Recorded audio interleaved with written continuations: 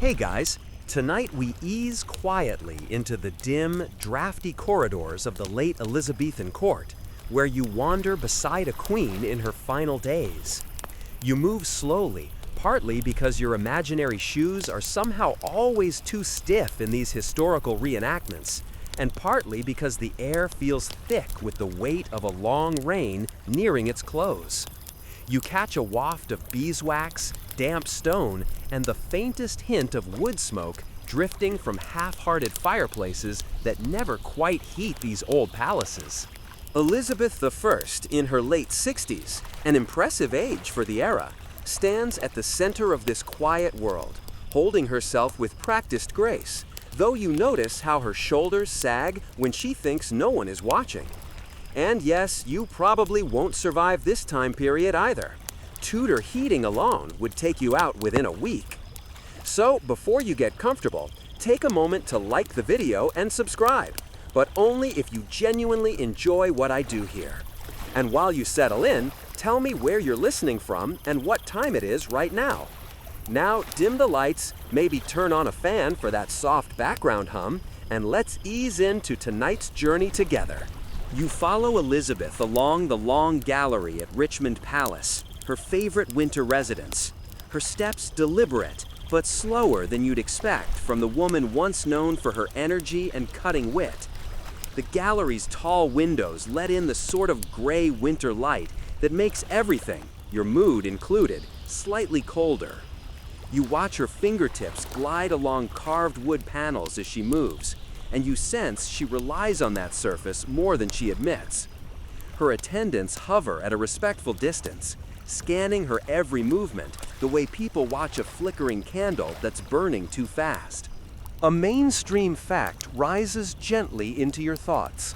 By 1602-1603, Elizabeth's health had noticeably declined, recorded by observers who noted her weight loss, increasing melancholy, and hesitancy to appear in public.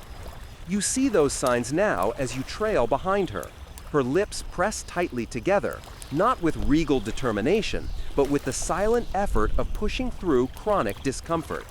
She had once dazzled courtiers with her commanding presence, sharp eyes, a striking posture, but now you notice the subtle tremble in her hands, like a person bracing against chills that never go away. You realize that Tudor fashion is essentially the historical equivalent of wrapping yourself in every blanket you own just to walk from the bedroom to the kitchen. And still, somehow, everyone complained about the cold. Alongside the fading grandeur, you catch a quirky tidbit. Elizabeth reportedly owned over 80 wigs, elaborate structures of curled auburn hair meant to mimic the youthful look she had long outgrown. You imagine trying on one of these towering creations yourself and immediately overbalancing like a newborn giraffe. But for her, each wig was armor, a way to maintain control in a world where appearance was synonymous with power. As she ages, the wigs become heavier, more rigid, and yet she continues wearing them, perhaps at the cost of comfort, because being the queen was never just a job, it was a constant performance. You watch her pause before a tall mirror, its surface slightly warped with age, and you catch your reflection too, somehow looking like someone who has absolutely no business being inside a Tudor palace without washing their hands first. Elizabeth leans in close to her reflection, but the candlelight reveals every line and shadow on her face. You see a flicker of emotion you can't quite name. Not vanity, though she was famous for that, but perhaps exhaustion. The kind of exhaustion that doesn't come from a long day, but from a long lifetime. Her ladies step forward with their usual busyness, adjusting a hem, smoothing a sleeve, but even they seem more tentative now, as if unsure how much help she'll accept.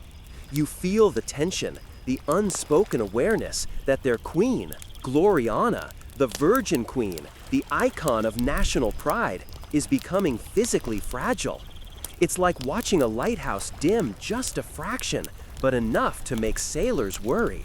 Historians still argue whether her decline in these final months was sudden or gradual. As you drift through the hall, you sense it as something in between. Not a dramatic collapse, not a single cause, but a soft unraveling, threads pulling loose one by one. That uncertainty makes this moment feel suspended in time, as though everyone around her is holding their breath, unsure which day will be the day things change. You accompany her into a smaller chamber lined with tapestries of forests and stags that, if you're honest, look slightly cross-eyed thanks to the weaver's creative interpretations. The room is warmer, though not by much, and the queen settles onto a cushioned seat, easing herself down slowly. You notice the tiniest wince, the kind she would never acknowledge out loud. Chronic pain is already whispering at the edges of her composure. Another joke drifts in. You glance around the room and wonder how anyone got anything done in a palace filled with drafty hallways, smoky fires, stiff collars, and itchy fabrics. You'd last maybe 2 hours before filing a mental, "I'm going home" notice. One of her ladies offers her a cup of warmed wine, spiced with cinnamon and cloves. She accepts it, but holds it for a long moment before drinking, the heat warming her hands. You sense her mind drifting too, tracing the memories of a reign filled with triumphs, like defeating the Spanish Armada, and ongoing frustrations, like endlessly debating taxes, suitors, and religious quarrels. These responsibilities never truly left her, even now, when her body is begging for rest she refuses to take. A quiet moment settles in as she gazes out a narrow window, watching the sky darken. You stand beside her, feeling the stillness. Outside, the river glides past Richmond like a slow exhale. Inside, the fire crackles softly, the only voice in the room besides her faint, rhythmic breathing. You sense she's replaying conversations, losses, and promises, an entire lifetime of duty condensed into a woman who can no longer outrun time. And though the room is peaceful, there's an undertone of suspense, the subtle kind that keeps you leaning in closer. You know, because history tells us that Elizabeth I dies soon. But here, in her dimming world of velvet, candlelight, and quiet corridors, that future feels both inevitable and strangely far away. For now, you just drift in her presence as the faint sound of wind brushes the outside walls, and the queen, your queen for this nighttime journey, sits in regal stillness, unaware that her final chapter has already begun.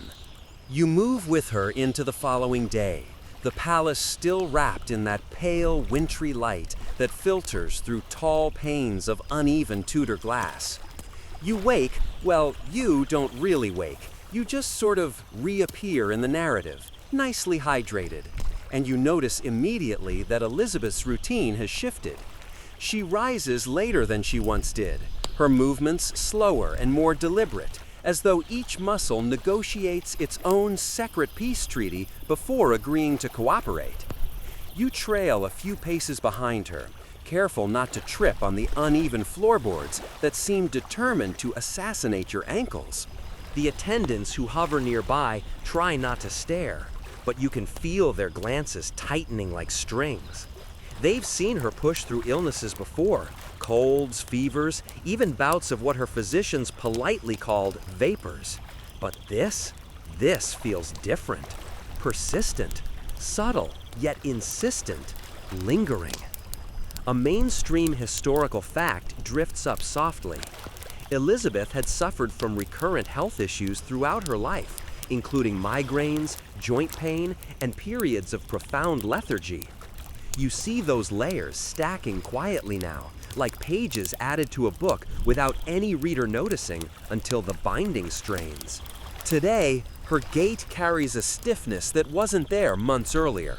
She extends a hand to the back of a chair, takes a moment to steady herself, and only then moves forward. You sense the internal negotiation, not one of political strategy, but of tolerance. How much pain can she hide? How much can she ignore? As you watch, you catch a quirky tidbit. Some courtiers noted that the queen occasionally complained of swelling in her legs, a vague but intriguing detail. You glance down, half expecting her stockings to suddenly balloon cartoonishly like a pillow under pressure. They don't, of course, but the image sneaks in anyway and makes you chuckle under your breath. Thankfully, tutor etiquette suggests no one heard you. She sits for her morning audience, though morning is generous. It's nearly midday, and you watch the ritual unfold. Courtiers step forward with petitions, reports, and diplomatic messages. Elizabeth listens with that familiar sharpness, eyes bright, voice steady. The mind remains formidable, even as her body protests. Every now and then, however, her expression flickers, a shadow crossing her features, a tight inhale, a hesitation in her usually fluid gestures. Historians still argue whether these lingering illnesses were symptoms of one specific underlying condition or simply the combined result of age, stress, and decades of Tudor medicine, which, let's be honest, was often just expensive guesswork with a herbal aftertaste. As the council session continues, you slip backward toward the edge of the chamber, giving yourself a marginally safer zone from which to observe.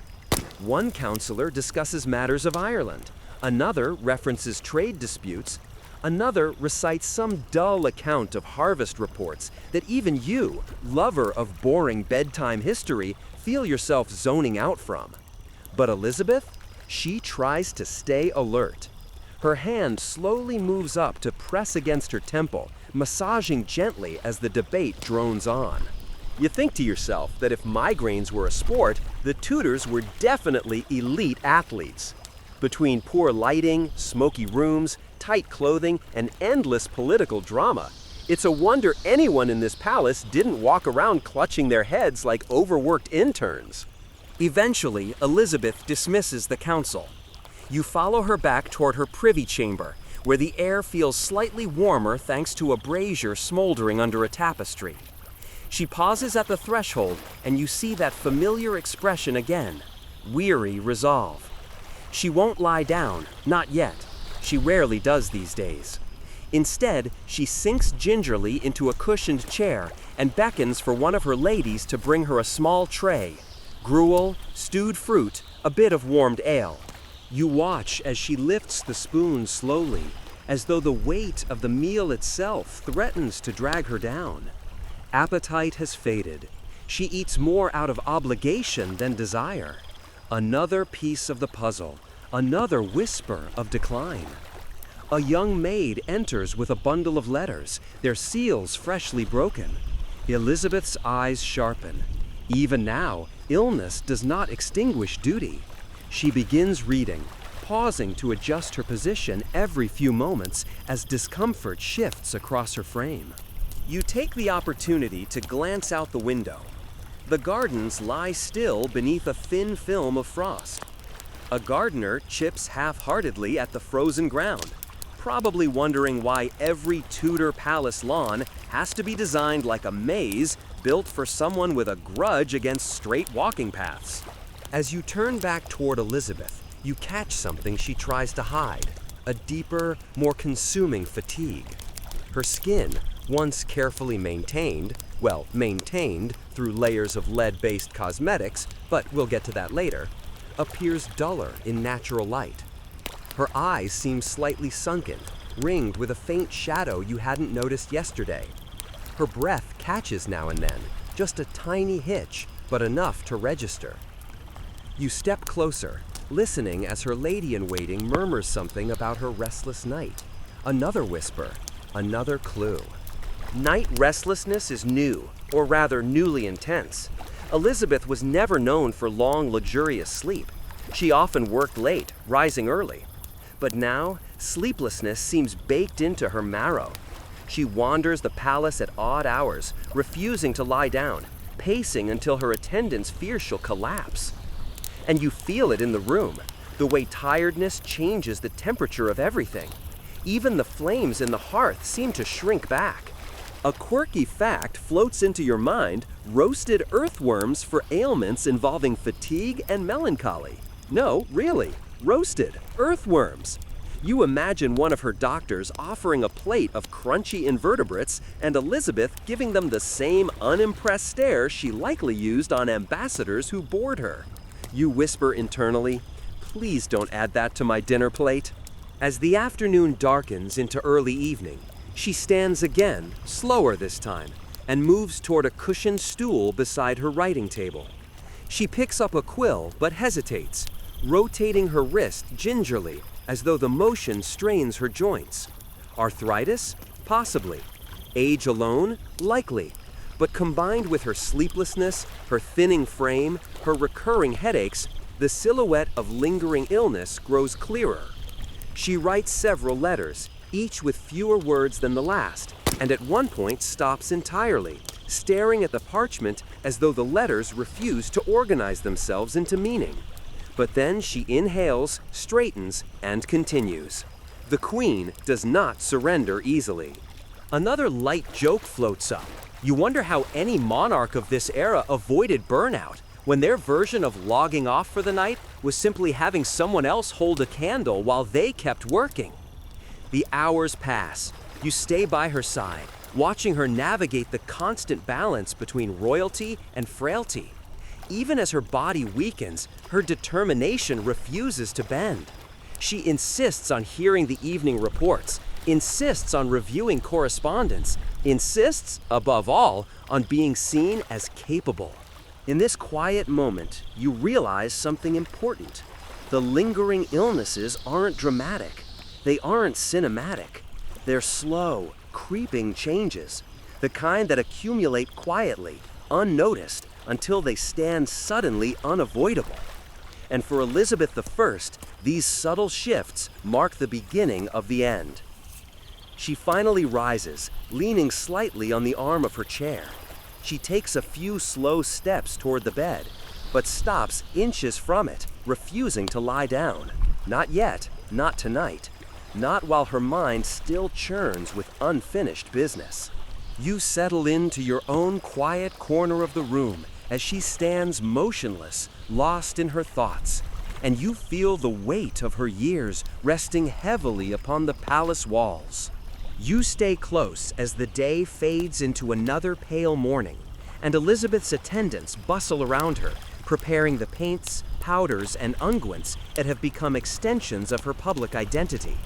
You watch the table fill, little pots of white paste, brushes, cloths, and that faint metallic smell you can't quite ignore. Today, you notice she takes longer to settle into the chair before her mirror, as though even the act of sitting has become its own undertaking. Her ladies hover with a mix of reverence and worry, their hands steady, their eyes betraying the truth. The Queen's face is changing. You lean in, cautious not to intrude or to knock over something that's probably older than several countries, and see the faint, uneven texture of her skin beneath the first layer of makeup. Normally concealed under the iconic white mask, the surface now looks more irritated, slightly inflamed. You've heard whispers that the cosmetics themselves may be partly to blame. A mainstream historical fact nestles into the moment. The famous ceruse was made of a mixture of white lead and vinegar. It produced that ghostly pale look that dominated court fashion, but it also slowly poisoned the skin and, over time, the body. You glance at the paste being applied now and resist the urge to nudge the nearest lady-in-waiting and say, "Hey, maybe switch to aloe vera or something?" But this is the Tudor era, where good advice goes to die. Elizabeth sits perfectly still, allowing her ladies to paint her face, throat, and chest with the smooth, heavy layer of white. The process takes time. Each stroke of the brush seems to weigh her down a little more. You can't help noticing the contradiction. She insists on presenting strength, youth, and stability through appearance, even as the method she uses quietly undermines her health.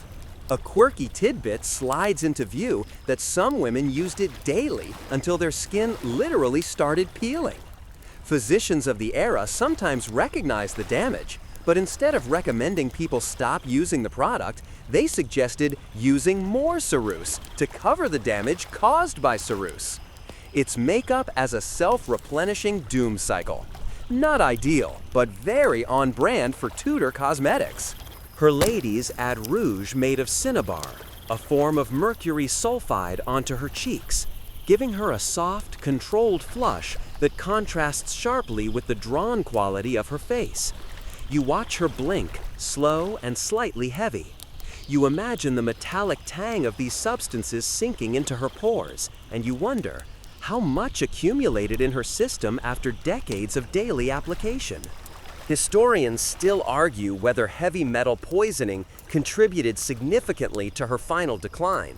Some speculate that years of cosmetic use led to neurological symptoms, fatigue, mood changes, tremors, while others insist the levels wouldn't have been high enough to cause major organ failure.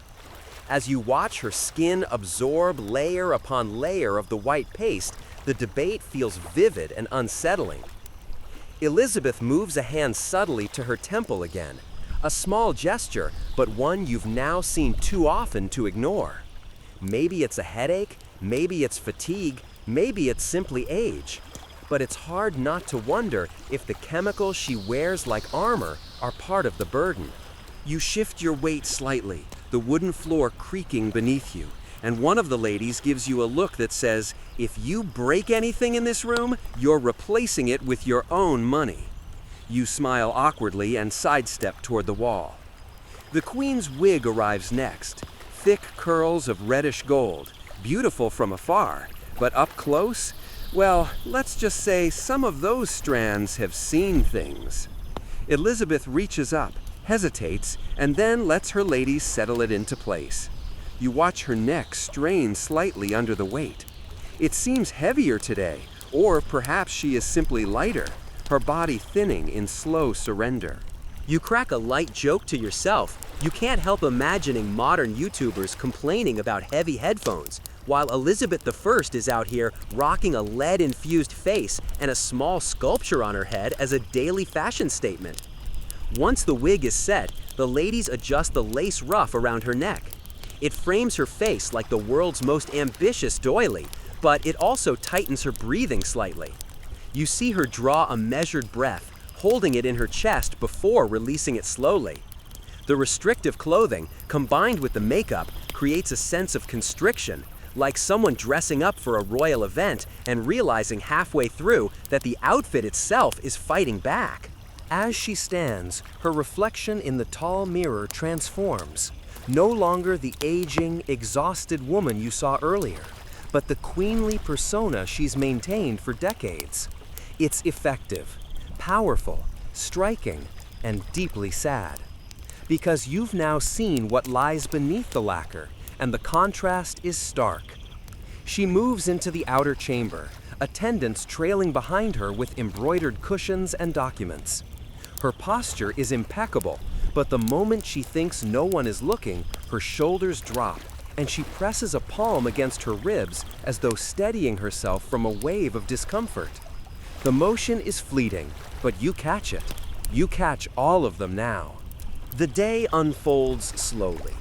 She attends a short council meeting, but even with her makeup masking fatigue, you can see her blinking more frequently, her focus drifting at the edges.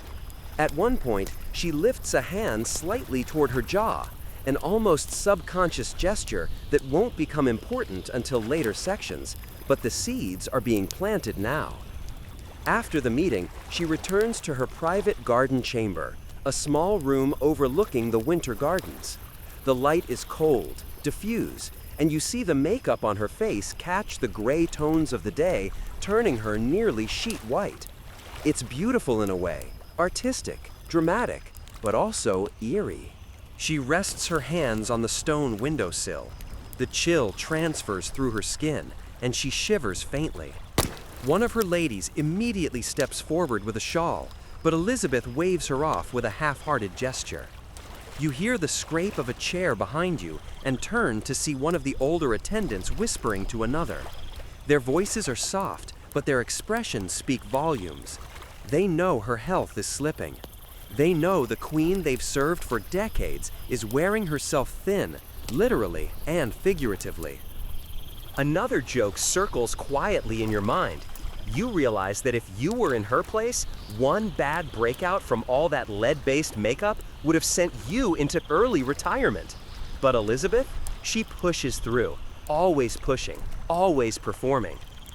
Hours later, when the candles are lit and the room glows in warm gold, you notice the makeup again, now slightly cracked around her eyes, separating into delicate lines. Her skin looks tired beneath the surface, despite the meticulous artistry. You watch her lift a hand, press gently against her cheek, and wince. Just a flicker, just a small hint of tenderness beneath the layers, but it's enough. Her iconic beauty standard, carefully curated, chemically reinforced, may have been more than a cosmetic choice. It might have been a contributing factor to her decline. You don't have answers yet, not fully, but as you stand in the flickering candlelight, watching her mask begin to slip, quite literally, you feel the weight of these possibilities settling in. And silently, beneath the splendor of her royal presentation, Elizabeth I takes another step toward the end. You drift with her into another heavy morning, the palace air cool and still, the tapestries hanging like muted sentinels around her chamber. The servants move quietly, too quietly, like the hush before a storm. Today, Elizabeth doesn't rise at her usual hour. Instead, she remains seated on a cushioned stool near the hearth, elbows on her knees, hands clasped loosely, staring into the fire as if it's the only thing still capable of holding her attention. The flames crackle softly, tossing little sparks upward, but she barely reacts. You can almost feel the weight that presses down on her, emotional rather than physical, though the physical is clearly growing too. You settle beside her, observing the rigid stillness of her shoulders. Her ladies hover in the background, unsure whether to approach or remain frozen in place like anxious statues. One finally steps forward, asking whether the queen might like warm broth. Elizabeth responds without looking up, her voice so faint you wonder whether you imagined it. No. The refusal lands heavily. It has become too common lately. She has always been prone to bouts of melancholy. After all, Tudor life was essentially a medieval group project mixed with near-constant stress. But something deeper is blooming now. You watch her rub her hands together, the motion small and repetitive, almost self-soothing. It strikes you that even when she was younger, surrounded by adoring courtiers and suitors, she carried loneliness like a shadow.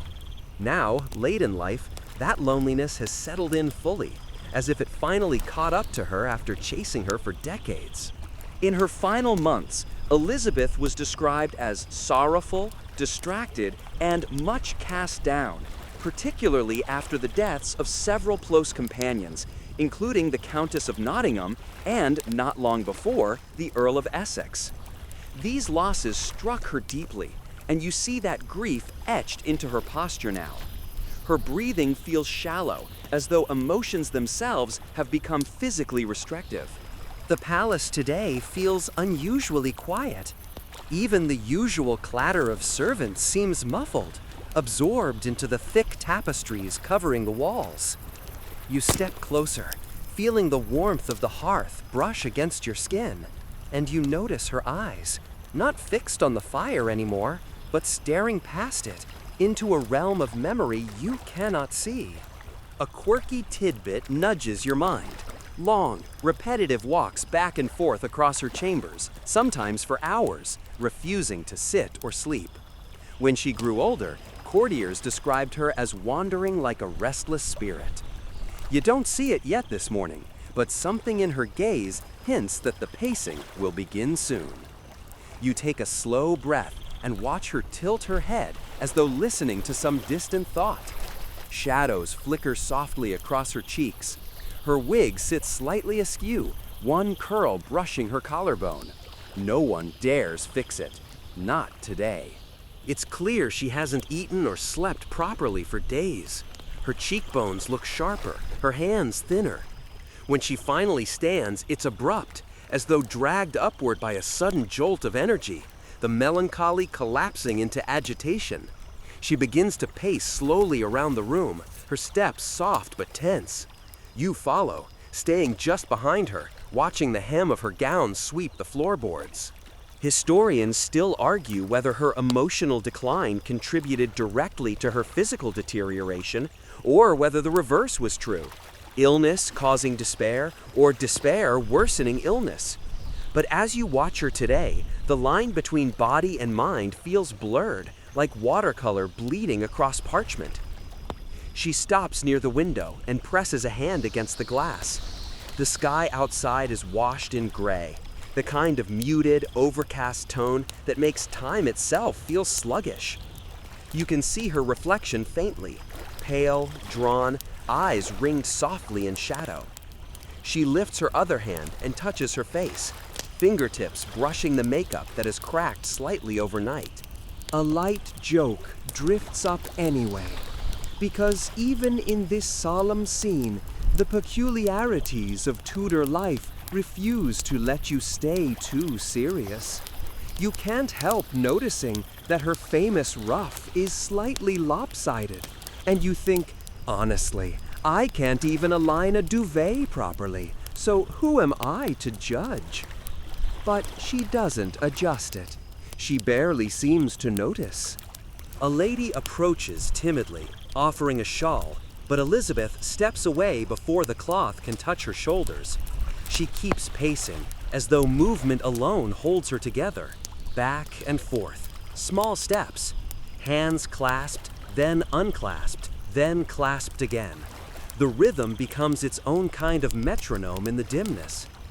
Eventually, she murmurs something, too soft to catch, but the lady bows anyway, the way people do when they don't understand but don't dare ask.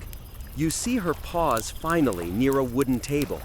She reaches out to steady herself, taking in a long inhalation that stutters slightly halfway through. Her chest rises, then falls slowly, and she closes her eyes. A wave of exhaustion ripples across her face. Grief, stress, sleeplessness, the demands of a long reign, all of them coiling together. You feel the palace absorbing those tensions, its old stones chilled by the draft that always sneaks through the windows, no matter how many tapestries hang to cover them. Another quirky detail flickers into place. Elizabeth reportedly refused to allow mirrors in her private chambers. Today, however, one stands across the room, a tall, narrow glass framed in dark wood. You doubt she put it there herself. And when she accidentally catches her reflection in it, you see her recoil just slightly. The moment is so fast you might have missed it had you blinked. Something in that reflection unsettles her. Maybe it's the physical signs of decline. Maybe it's the weight of history catching up. Maybe it's fear. Fear of the end. Fear of losing control. Fear of becoming fragile in a world that offered queens no dignity and frailty. She turns away sharply. The pacing resumes. Hours pass. The fire burns lower. Her ladies whisper among themselves, exchanging glances of concern. One quietly signals for a physician, but even he seems reluctant to approach. He stands at the edge of the room, bowing with stiff formality, and waits for permission to come closer. Elizabeth gives none. You watch her retreat into thought again, deep, unreachable thought. Her fingers tremble slightly as she presses them against her forehead. Maybe another headache, maybe worry tightening into physical form. Whatever the cause, she doesn't comment. She simply endures. You can't help thinking that if she had access to modern therapy apps, she'd probably ghost them after 2 sessions, claiming she was too busy ruling an empire. She slows finally, stopping once more near the hearth. The flames have dwindled, leaving only soft embers that pulse gently like a heartbeat. She lowers herself onto the stool wearily, shoulders drooping, chin sinking toward her chest. For the first time today, she looks like someone who might break. You take a position beside her, listening to the shallow rhythm of her breath. Her ladies stand silent. Even the palace seems to hold its breath. Elizabeth sits there, wrapped in a quiet that feels both protective and fragile. Whatever emotional burden is consuming her, it's becoming something more than sorrow, something that intertwines with her weakening body in ways that will soon become impossible to ignore. And with that realization, you sense the next steps in her decline beginning to unfold. You stay close as the palace settles into a hush that seems to know the names of everyone who's left it. Grief is a kind of weather here. Sometimes a fog that clings and muffles sound, sometimes a sudden hard rain that leaves everyone blinking. Today, you watch how Elizabeth carries that weather like an old cloak, folded, heavy, and smelled faintly of lavender and old pages. Loss has been a slow companion for her, not one dramatic ending, but a series of small amputations. Friends, favorites, confidants, each leaving an inch of empty air where conversation used to live. A mainstream fact edges into the room with the quiet authority of a court secretary.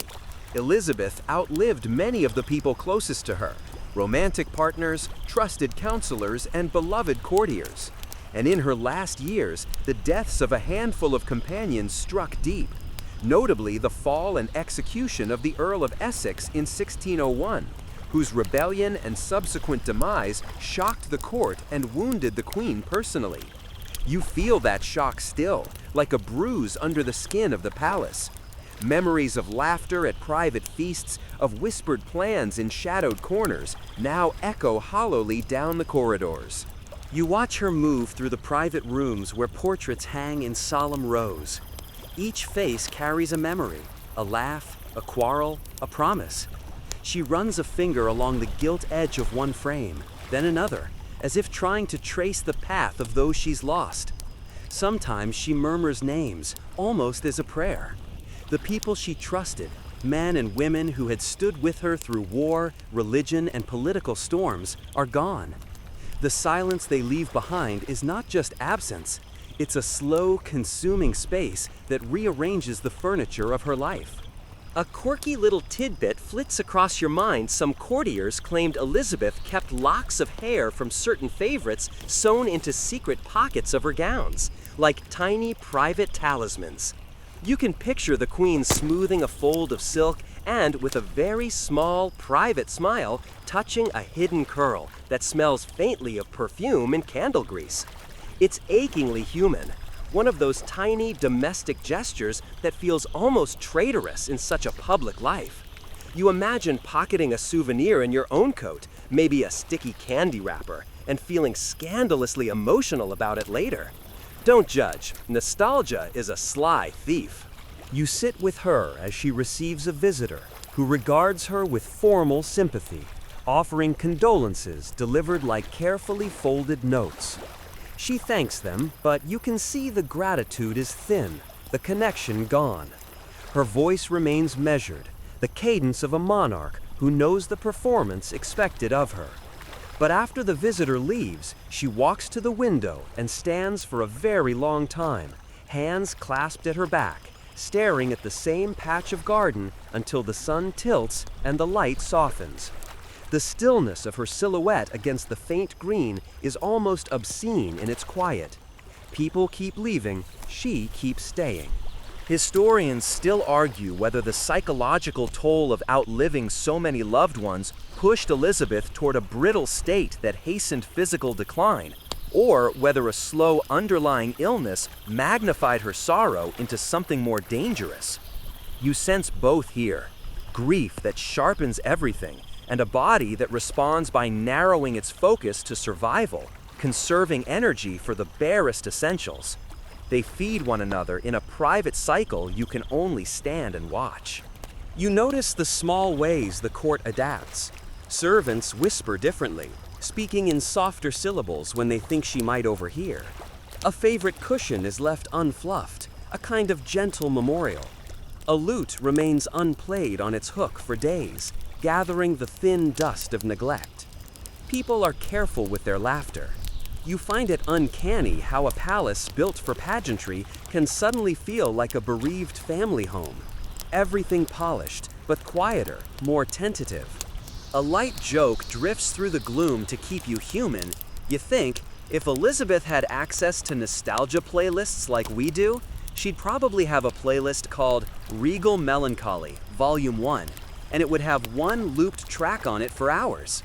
That image makes the corners of your mouth tug in spite of yourself. Sometimes, grief shows in sudden outbursts. You watch a brief scene where she receives a letter that makes her eyes leap and her hand curl into a fist, not with anger, but with a small, private pain. Later, she retreats to a side chamber and sits alone, pressing the folded paper to her chest as if trying to warm it. Later still, she slips into the garden, walking slowly among the skeletal hedges, and you overhear her whispering to no one in particular, naming the dead like a litany. The garden responds by offering only the stiff rustle of leaves and the distant cluck of an unbothered chicken. Even the chickens here have adopted a quieter gait. You become acutely aware of the ritualized silence around her sorrow. Courtiers instinctively avoid mentioning certain names. Jokes that once flew freely are now sculpted into tiny, safe trinkets. You find this both tender and a little suffocating. People trying to protect the queen by becoming careful to the point of brittle constraint. You imagine the effect this has on her. Fewer small comforts, fewer spontaneous laughs, more loneliness wrapped in well-meaning caution. A fringe theory drifts in, half whispered by a woman who says her neighbor knows someone who spoke to a healer. Some suggested Elizabeth's melancholy was supernatural in origin, cursed by a betrayed lover's spirit or the revenge of wronged witches. It's the sort of gossip that seems silly, except that grief can make superstition feel oddly logical. When a mind is raw and open, anything that promises meaning, ghosts, curses, secret potions, feels like an explanation worth holding on to, even if it's nonsense. You notice how she avoids some company now. Where once she might have invited a favorite to read poetry or trade thin jokes over tea, she now chooses the company of the quiet. An elderly maid who knits in one corner, a younger woman who reads aloud from dull religious texts because dullness is safety. The conversations are smaller, simpler, less risky. You can almost see the edges of her appetite for life pulling back like a tide. 3 light jokes you promised yourself, and here's another. She probably has an entire drawer labeled Miscellaneous Regrets and one labeled Absolutely Not Thank You, where she keeps the more complicated memories. The thought is absurd enough that you laugh, quietly, into your palms. Yet grief's real power here is subtle. It eats patience, makes nights longer, splinters sleep into thin slices. You watch how she wakes more often now, her nights punctuated by sudden weeping or the quiet recitation of names. These episodes are small, private, and devastating for what they reveal. The queen who ruled with fire and calculation is, in private, very much human and very much alone. You stand with her in that solitude, feeling the palace breathe around you. You are close enough to hear the small tremor in her voice when she says, without looking up, "I grow tired." It's not a threat or a command, just a humble statement from someone who has given most of her life away and now finds its cost. And as night settles, you notice how grief has changed the architecture of her days. There are fewer long walks, fewer long council sessions, and more pauses. Those little swallowed moments that, when strung together, form a new pattern. The court shifts to accommodate that pattern. The queen becomes, in the most intimate sense, smaller than she was by public decree. And there's a kind of reverence in that shrinking, as though everyone around her is holding a fragile object too precious to ever set down. You leave her in the dim chamber, leaning back as if the walls themselves could support her weight. Outside, the moon cuts a thin line across the frosted garden. Inside, a single candle guttering. You step back, feeling the hush settle like dust. and carry with you the sense that these quiet, grieving days are not merely the last of a long life. They are, in their slow way, making a case for the end. You settle deeper into the slow rhythm of the palace, feeling the corridors stretch into a kind of soft, endless hush, the kind that wraps around your thoughts like a warm cloak. You drift forward as Elizabeth steps into a quieter phase of her reign, one where her mind is as much a battlefield as any field her armies ever marched upon. You notice the way she moves now, still stately, still commanding, but with that extra fraction of hesitation, like someone carrying a fragile glass bowl filled to the lip. And you can almost hear the unspoken concern. You cannot rule an empire if your mind turns traitor. Her advisors, who once bickered like caffeinated squirrels about everything from naval funding to shoe import tariffs, begin whispering with an undertone you've heard before, an anxious hum that tells you something is not quite right with the Queen's inner world. Old age? Grief? Maybe a cocktail of stress mixed with a lifetime of holding everything together with sheer force of will. That's the mainstream historical fact historians love to point to. Elizabeth's final years were marked by profound psychological strain, especially after the deaths of several close companions. You sense it as you walk beside her, this strange thinning of her emotional armor. But the court, being the court, also has its favorite fringe explanations. You overhear a pair of ladies-in-waiting whispering about melancholic vapors rising from the spleen, a medical theory so confidently wrong you'd think it came from your teenage cousin giving unsolicited life advice. One servant insists the Queen is haunted by ghosts, literal ghosts, and that she wakes in the night talking to shadows in her chamber. You raise an eyebrow, because first, Elizabeth barely slept anyway, and second, palace ghosts would absolutely unionize if this were true. Still, soft depression clings to her like a long, trailing veil. You watch as she sits by a window, fingers resting lightly on the sill, staring out at the winter sky with a question you know she won't ask aloud. Historians still argue whether the roots of her decline were primarily physical or mental, poisoning, infections, cancers, or simply the accumulated grief of outliving nearly everyone she loved. Victorians, in their usual way of turning everything into melodrama, insisted her loneliness cracked something deep within her. But you're here, gliding through the very silence she once sat in, and what you feel most is exhaustion, the kind that slides into your bones before you even notice it. You see her pacing more, speaking less. She chews at her fingers, something she scolded court women for doing in their youth. She forgets small things, not disastrously, but in ways you'd notice if you'd spent decades watching her brilliance. A name dropped too slowly, a command she has to restate. You sense her world dimming at the edges, like a candle guttering in a draft. But even in that dimming, she still performs the theater of monarchy. When foreign ambassadors visit, she straightens her spine, adjusts her wig, and throws on enough jewelry to blind an unsuspecting diplomat. You walk behind her, the soft scrape of your steps in that cavernous hall sounding like the world politely clearing its throat. She greets them with shimmering eyes, still sharp, still calculating. But the moment they leave, her shoulders fall. It's like watching a great tapestry sag under its own weight. One evening, you find yourself drifting through her private chambers again, the space warm with candlelight and a faint smell of lavender from the sachets cocked between her linens. She's sitting at a small table with papers scattered around her, but she's not reading. Instead, she's staring at her reflection in a tiny hand mirror, one with a bit of tarnish along the edges, like it's aging in solidarity. There's a tension in her jaw, an almost imperceptible tremor in her fingers. You can tell she doesn't entirely recognize what she sees anymore. A soft wind rustles the tapestries. You hear her murmur under her breath, "I am weary." It's not loud, not dramatic, just a small, private truth escaping before she can trap it behind royal composure.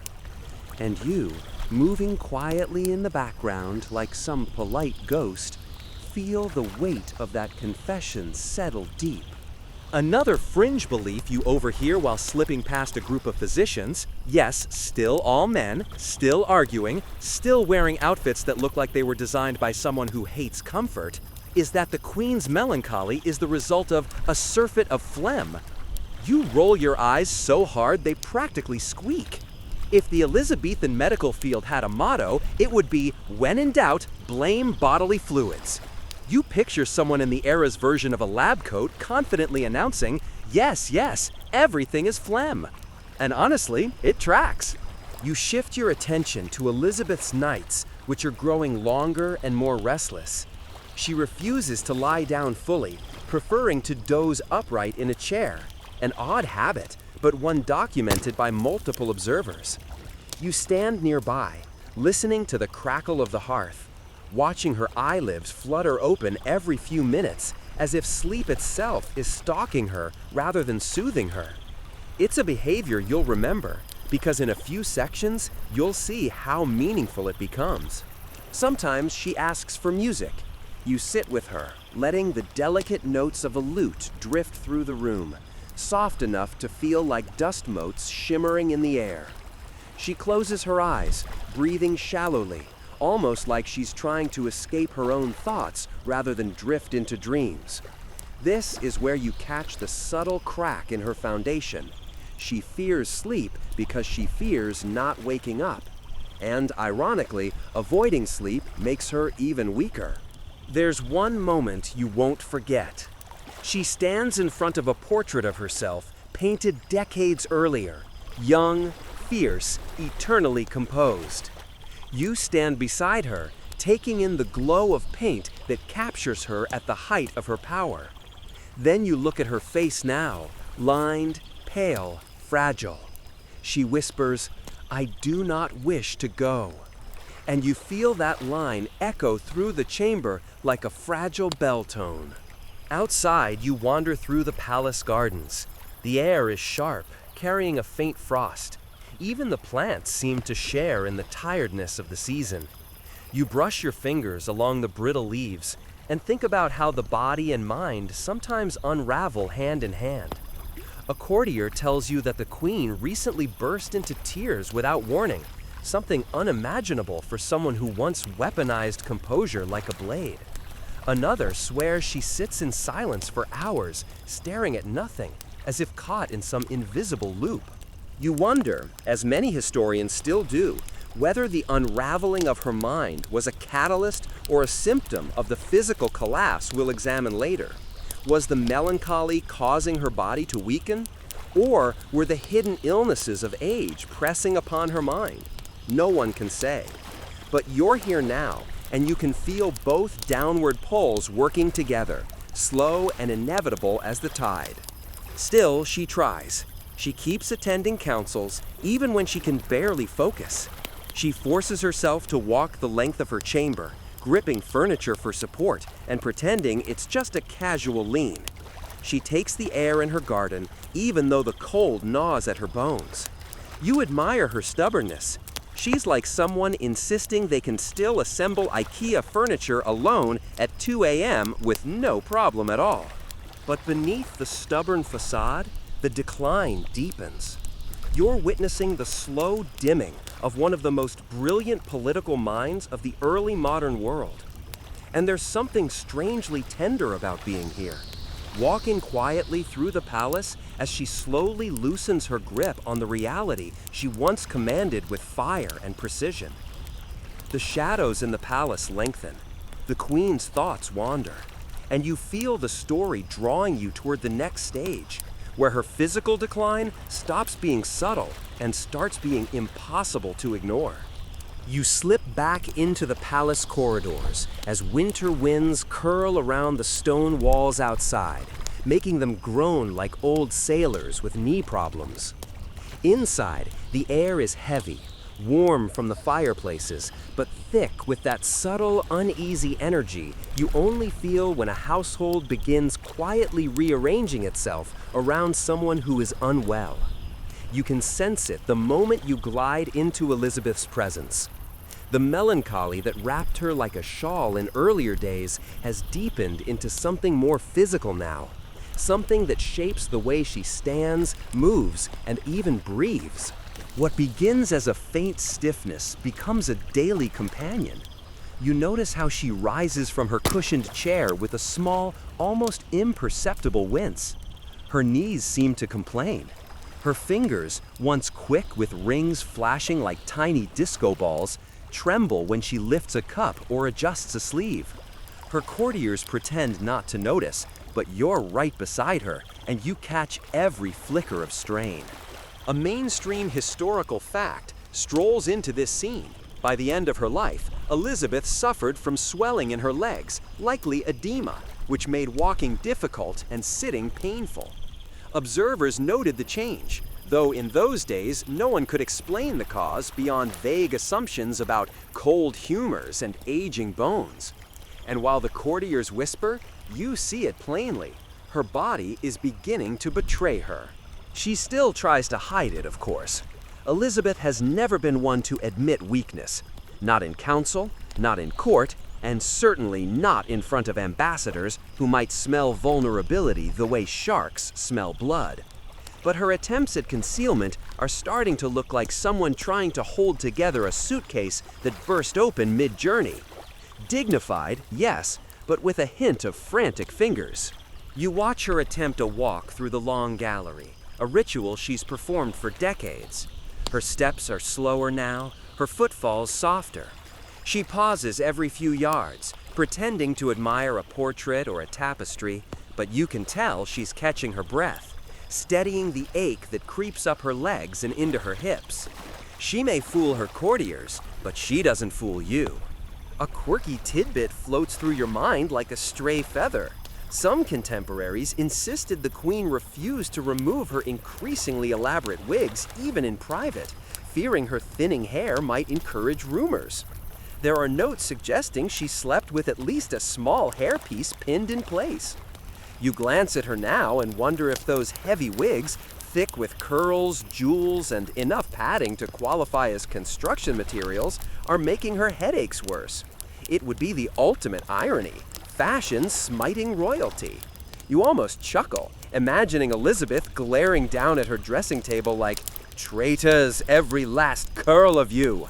But the headaches are real. They hover behind her eyes like small, insistent drummers. Sometimes she lifts a hand to her temple mid-sentence, pressing two fingers into the skin as though she can physically push the pain back into the shadows. Other times, she shuts her eyes for a long moment, lashes trembling, before continuing in a perfectly measured tone, as if she didn't just win a private wrestling match with her own skull. The mental fog of the previous months now blends with this physical discomfort. Historians still argue whether the root cause was infection, age, stress, or a slow-growing disease like cancer that medicine of the era had no means to diagnose. You hover at her side, feeling the debate swirl around her like an unseen storm. Was her mind clouding because her body was failing? Or was her body failing because her spirit had carried too much weight for too long? No one knows. But standing beside her, you sense both answers leaning in.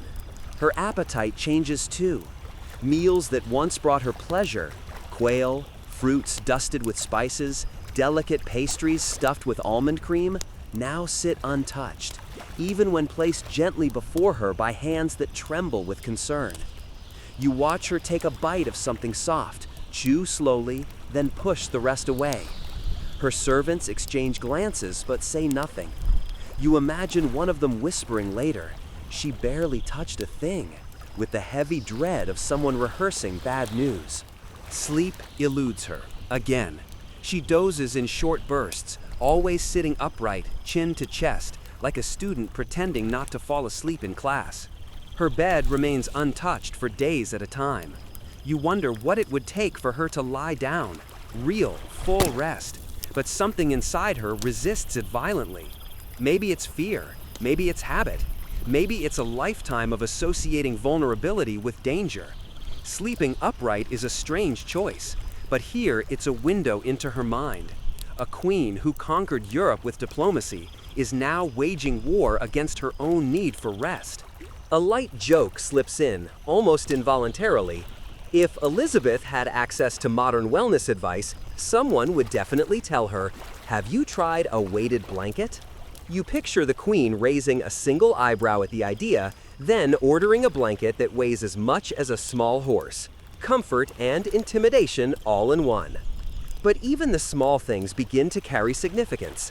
You see her hands sometimes drifting to her stomach or chest, lingering there as though trying to diagnose something that words fail to explain. A shortness of breath here, a sudden flush of heat there. She rests more often in the afternoons, dismissing visitors with a polite wave that feels heavier each day. The court physicians gather with increasing frequency, their long robes trailing behind them like somber shadows. They mutter about imbalanced humors, cold within the marrow, and vapors that disquiet the mind.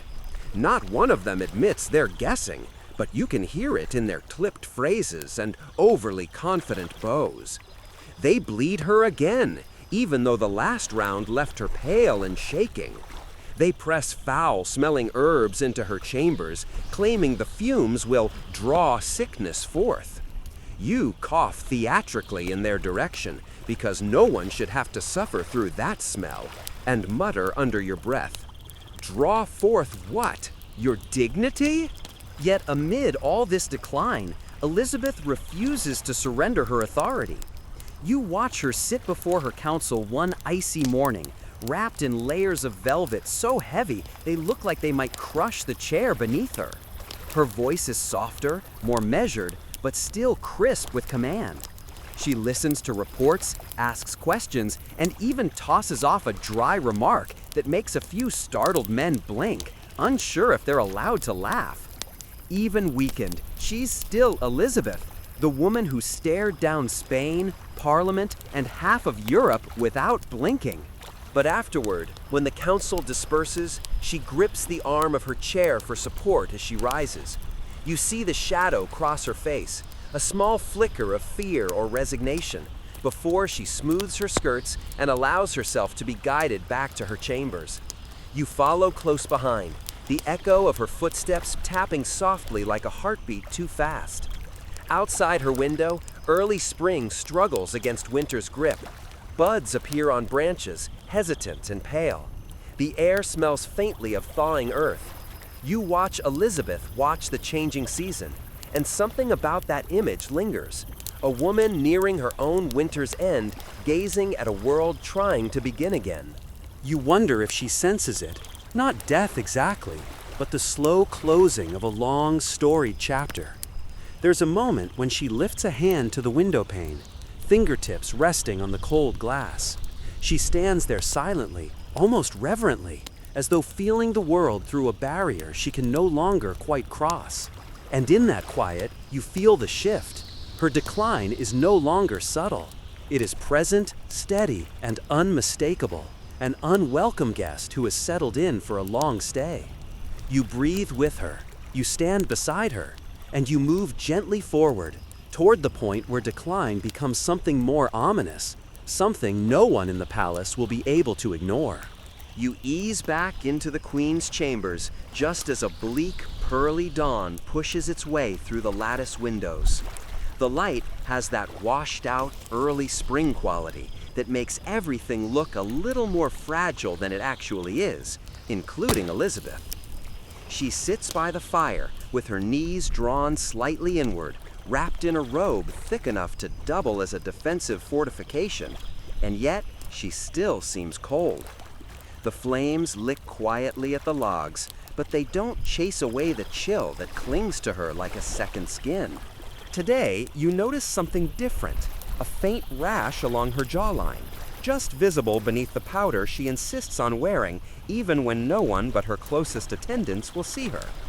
You lean in, taking in the texture, angry, patchy, almost irritated.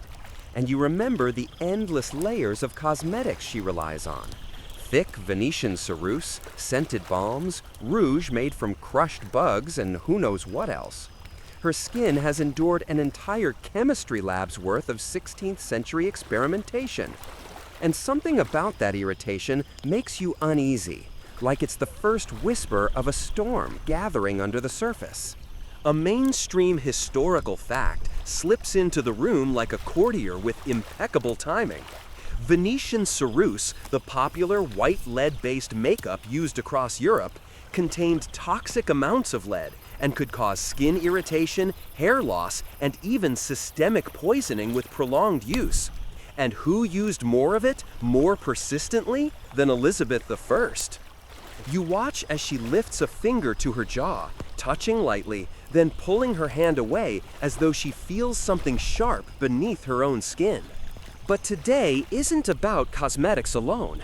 Today you sense something deeper, an unease that begins in the small details and then blooms into a larger concern.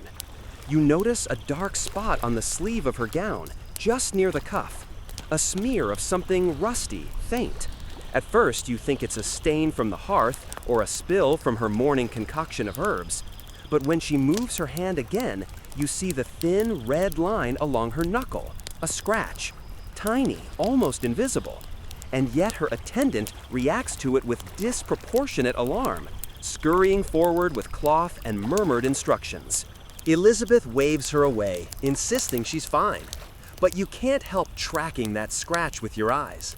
The skin around it looks slightly swollen, slightly warm, not dangerously so, but enough to spark a thought that has been circling the palace in whispers for weeks now. Infection, blood poisoning, sepsis if you want to be modern about it. Back then, they called it corruption of the blood, which sounds dramatically medieval, but isn't far off from reality. There's a moment when one of the physicians, wrapped in a robe that appears to be made of disappointment and mothballs, leans in to examine her hand. He prods gently, mutters about the humor of collar, and prescribes, with horrifying enthusiasm, a poultice made of breadcrumbs and stale beer. You'd laugh if the situation weren't so grim. Honestly, bread and beer medicine is basically the 1603 version of "Have you tried turning it off and on again?" A quirky tidbit flits in like a mischievous sparrow. Some healers of the era believed that rubbing a mixture of pigeon fat and herbs onto an infected wound could draw out bad humors. You imagine Elizabeth grimacing at the idea of being slathered with bird grease and muttering something like, "I defeated the Spanish Armada for this?" The absurdity is almost enough to lighten the air. Almost. But beneath the jokes, the fear is real. Because you've been watching her decline unfold like a slow, inevitable script. And this tiny wound, this faint rash, this tiredness that settles too heavily on her shoulders could be the turning point. Historians still argue whether Elizabeth suffered from blood poisoning in her final days. There are clues scattered like breadcrumbs: swelling, fatigue, the rash, the small but persistent wounds, the episodes of confusion. Was it cellulitis, sepsis, a reaction to her cosmetics, or simply age wearing down her ability to fend off the most minor infections? Scholars debate it endlessly, heads tilted over documents that now smell faintly of dust and scholarly despair. But you are here in the moment, and the uncertainty itself feels like an invisible fog creeping beneath the door. Elizabeth tries to continue her routines. She walks, slowly, into the next chamber, fingers brushing against furniture for balance. You hover close, noticing how she winces when her gown brushes against her leg. Her skin must be tender, hypersensitive. She pauses beside a tapestry, one depicting a hunt scene so busy with animals that it looks like Renaissance Where's Waldo, and exhales with a long, low sound. Not quite a sigh, more like resignation wrapped in breath. She calls for her mirror. The attendant hesitates, knowing the queen has grown sensitive about her appearance. But Elizabeth repeats herself, more firmly this time. When the mirror is placed before her, she studies her reflection with a stillness that makes your throat tighten. Her eyes trace the faint discoloration of her skin, the slight puffiness in her face, the tiredness that no amount of powder can disguise. She lifts her chin, turns her head, examines herself as though diagnosing a stranger. "What think you?" she asks no one in particular. The silence that follows feels dangerous. You want to tell her she's still commanding, still fierce, still a presence that could rattle lesser monarchs simply by raising an eyebrow. But the truth sits heavily in the room. Her health is slipping. Not dramatically, not in a way that anyone could point to and say, "This is the moment," but in 100 small ways that knit together into a larger, more ominous pattern. The physicians gather again. They recommend another bleeding. Elizabeth refuses. You exhale in relief, because honestly, at this point, she doesn't have enough blood to donate to their bizarre medieval spa treatments. They scuttle away, disappointed, robes flapping like disgruntled bats. You sit with her as the afternoon stretches on. She drifts in and out of shallow naps on her cushioned stool. Once, she wakes with a small gasp, clutching her chest. You lean in, concerned, but the moment passes. She insists she's fine, but the color drains from her face again soon after. Light joke number 2 in this section, because you promised yourself 3 per 1,000 words. If she had access to modern medical charts, the thing would probably beep ominously just by glancing at her vitals. And she'd glare at it until it stopped. Evening creeps into the room with long shadows pooling in corners. Elizabeth asks for a shawl, even though the room is warm. She wraps it around her shoulders, pulling it tight. A faint shiver moves through her. You feel your own breath slow as you watch, aware that something is changing here, something subtle but decisive. A fringe theory from the period pops into your head. Some whispered Elizabeth had been cursed, punished by divine forces for reigning too long or for refusing to marry. Others claimed her illness was the work of sorcery, an envious rival's hex. You almost snort at the idea, because if curses were real, at least half the royal families of Europe would have spontaneously combusted centuries ago. But the rumors reveal something important. The people around her were grasping for explanations. They could see the queen fading, they just didn't know why. As night deepens, Elizabeth's breath grows shallow. She shifts in her seat, pressing her hand to her side. You feel tension hum in the air like a plucked string. She tries to stand, but wavers, gripping the armrest hard enough that her knuckles pale. And though she steadies herself, you sense it, the tipping point. The moment when a body crosses an invisible threshold and begins moving, slowly but surely, toward its final days. A single candle flickers beside her. Its flame bends with a faint breeze, trembling. You watch it, and for one suspended moment, it feels like you're watching her life reflected in that flame. Persistent, luminous, but now unsteady at the edges. You think, half serious, if only someone could have invented hand sanitizer a few centuries earlier, half of Europe's monarchs would have lived longer and smelled slightly more pleasant. But the humor drifts away as quickly as it arrived. You look at Elizabeth again, her thin breath, her firm grip on her shawl, the small scratch on her hand that no longer seems trivial, and you feel the weight of the moment. Something in her is shifting. Something in the palace is holding its breath. And you, standing in the glow of the dying fire, know that this small infection, this tiny scratch, this quiet decline, may be the thread that begins to unravel everything. You follow the queen through another one of those drafty, echoing corridors, the kind that seems specifically engineered to funnel cold air into your bones. Even wrapped in her layers of velvet, fur, and ceremonial stiffness, Elizabeth still shivers, and you feel the small tremor in her step like a faint ripple beneath your feet.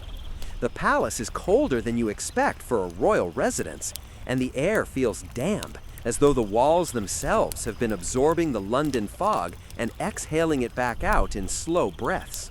You can practically hear your modern immune system groaning. One stray cough in an environment like this, and, well, you probably won't survive this.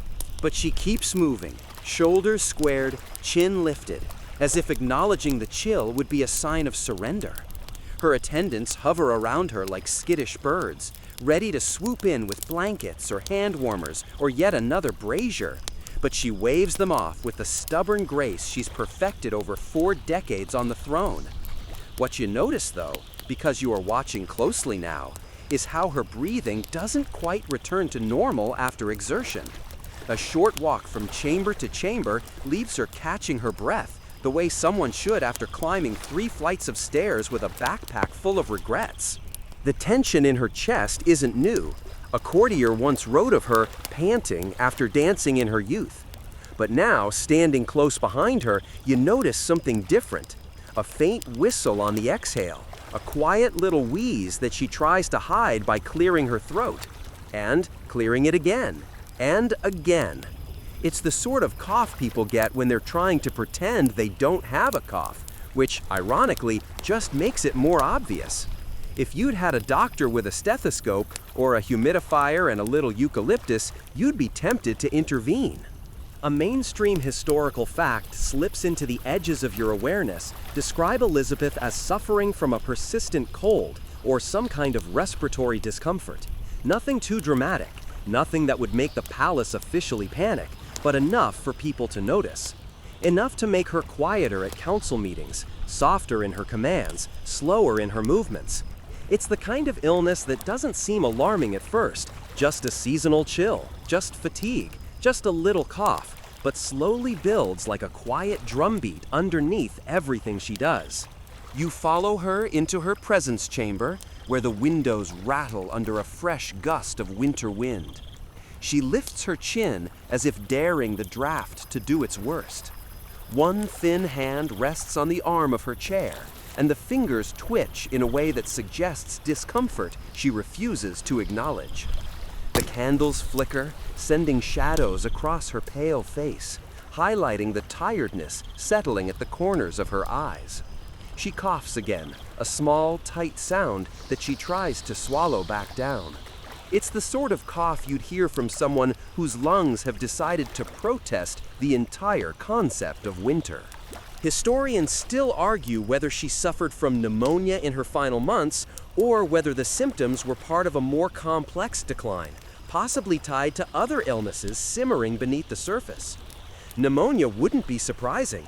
After all, she lived in an era when architecture was more decorative than insulating, and drafts had full legal permission to behave like malevolent spirits. Even young, healthy courtiers came down with chest infections after spending a day in these rooms. For someone in her late 60s, an impressive age for the Tudor period, such an infection could easily spiral. You step closer as she lowers herself into her chair, slow and deliberate, as though the act of sitting requires negotiation. Her breath catches again, and for a moment you see a flicker of irritation cross her face. She hates this, being slowed down, being limited. You imagine her lecturing her own lungs. Absolutely not. We are not doing this today. Meanwhile, you're imagining handing her a warm scarf and some cough drops, maybe suggesting she invest in central heating 4 centuries early. Just a thought. The Queen's physicians hover nearby, trying to look both present and invisible. They murmur suggestions about warm rooms, rest, maybe even relocating to Richmond for cleaner air. One of them mentions her rooms, a wonderfully vague early modern term that could mean congestion, infection, allergies, or possibly bad vibes. Another physician suggests that the cold air of Westminster is unwholesome, which is a polite way of saying the palace might be slowly trying to suffocate her. Elizabeth ignores all of them. She has spent decades distrusting physicians, and she isn't about to start believing them now. A courtier steps forward with a basin of steaming water infused with herbs. She stares at it as if offended by the implication that something so ordinary could help her. You swear she's seconds away from sending it flying. But a small, involuntary cough shakes her shoulders, and for a moment, her mask slips. She dips her hands into the steam. The warmth softens her expression, if only for a heartbeat. The quirky tidbit drifts into your ear like a whisper. Early modern medicine believed that cold air could freeze diseases inside the body, and that warm vapors were needed to loosen them. Physicians sometimes prescribed the inhalation of warm ale steam. Yes, ale. Picture the queen breathing in the vapor of slightly warmed beer. A royal, ceremonial face steaming with a pub smell. If that doesn't make you blink in gentle disbelief, nothing will. But even the warm air doesn't chase away the persistent tension in her chest. She shifts, sits up straighter, forces a long inhale through her nose. Her breath catches halfway, and she tries again, slower, as if her ribs have become stubborn hinges. You can see her frustration. She spent her life projecting strength through posture and performance, and now her own body refuses to cooperate. The palace atmosphere doesn't help.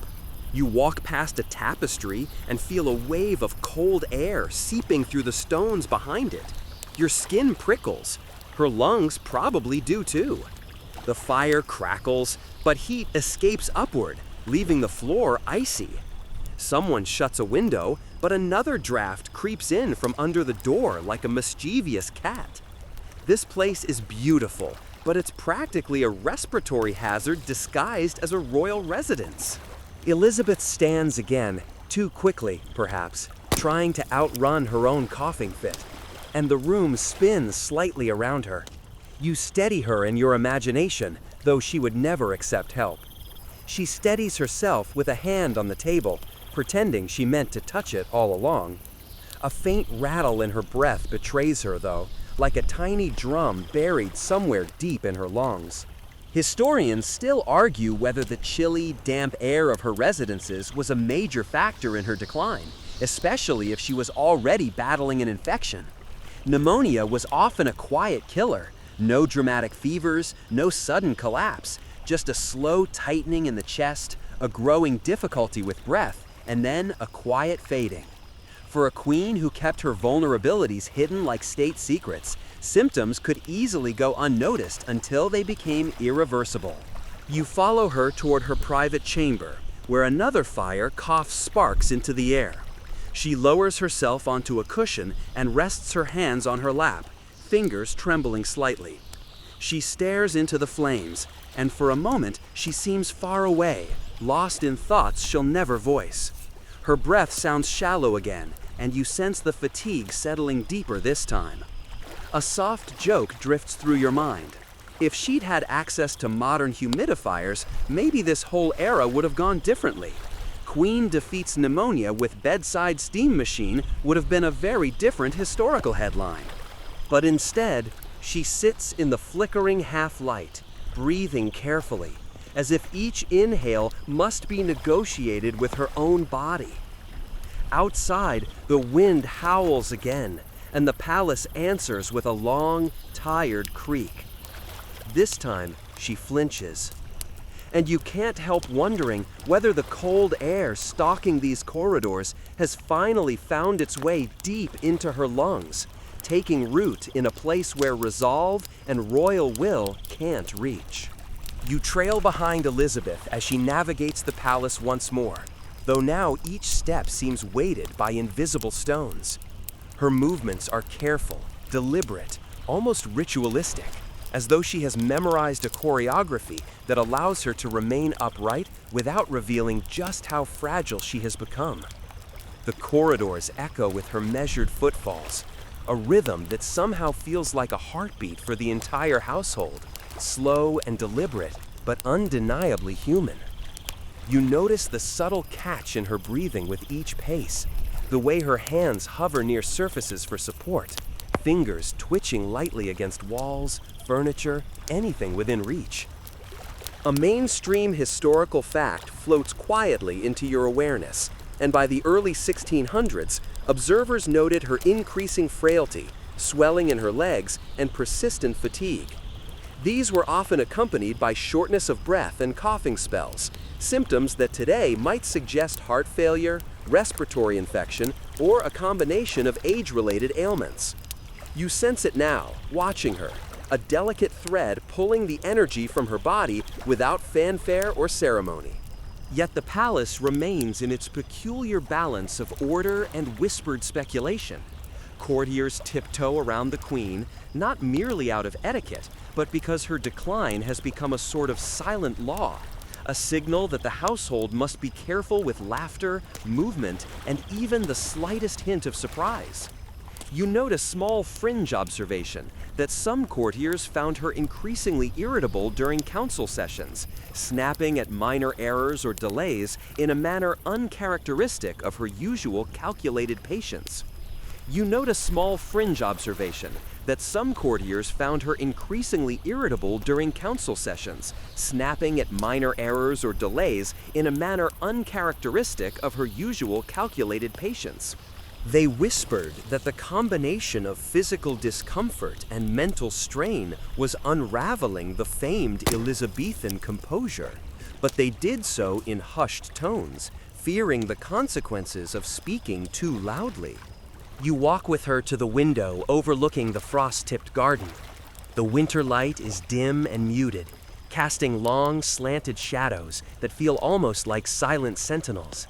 Elizabeth leans on the sill, hands clasped loosely, fingers trembling faintly. The air smells faintly of smoke from the hearth and the cold damp of the stone walls. She exhales a slow, measured breath, and you catch the faint rattle that accompanies it. Even her controlled composure cannot mask the subtle signs of strain. The way her shoulders lift slightly with effort, the brief, almost imperceptible flicker of tension in her jaw.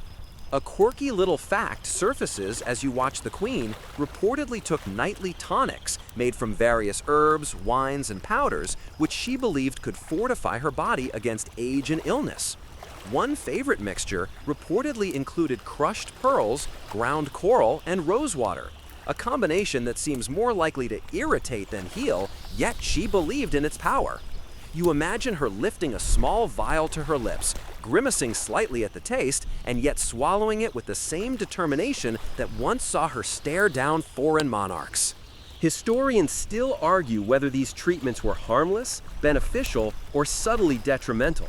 Some suggest that the frequent ingestion of heavy metals, mineral powders, and other concoctions may have accelerated certain aspects of physical decline. Others believe her regime was benign, more symbolic than truly medicinal.